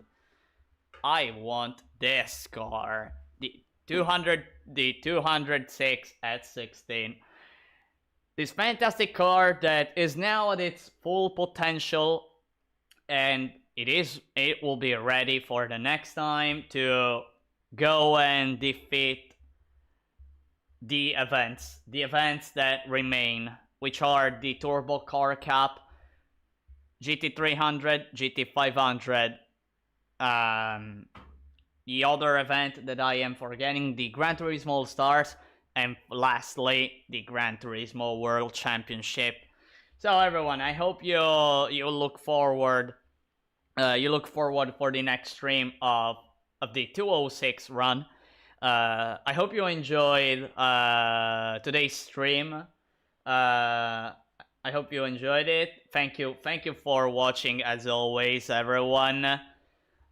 And yeah, that's basically it. By the way, I'm gonna. In the meantime, I'm gonna try to find a setup for winning test course, because it needs a lot of time. If when I'm gonna have some free time, I'll try to figure out a way.